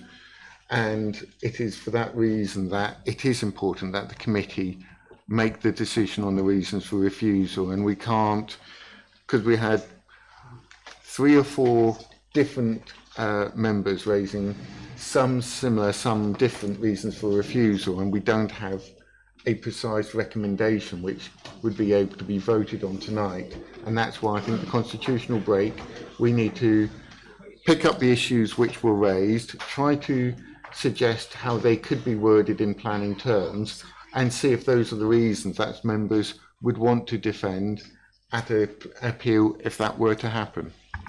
Thank you. Councillor Durham, and then I think we need to... Yeah, just very quickly, I mean, Mr Jaggard is absolutely right. I know Councillor Fittick has given us a proposal which we've been minded to agree, but I think I've sat here and I've heard probably a dozen potential reasons for refusal, and if we're going to go to appeal and have a sound case, we need a considered opinion, and these decisions need laying out and wording extremely carefully, not just because we all want to go home tonight. And I think that the constitutional break will allow officers to sit down, analyse every single aspect of this and come up with something that is actually going to have some weight. And I honestly think if we're going to do it, let's do it right. And, you know, because it will all benefit in the long run. Thank you very much. Councillor Fittick, I really do need to finish. I would agree with Councillor Durham on this, and with Mr Jaggard. The wording and the reason given in the wording is really, really important in terms of how we approach the appeal moving forward. So I understand we want to get this matter resolved, but ultimately, you know, if we're refusing the application, we want it to stay refused, don't we? So if we have to spend a little more time doing so, I'd be more than happy to do so. Thank you. Thank you. So, members, I'm going to adjourn the meeting now. This is 10:15. With thanks to the officers, the members of the public, and profound apologies to those who attended in hopes of hearing the second application. Thank you very much, members. Good night.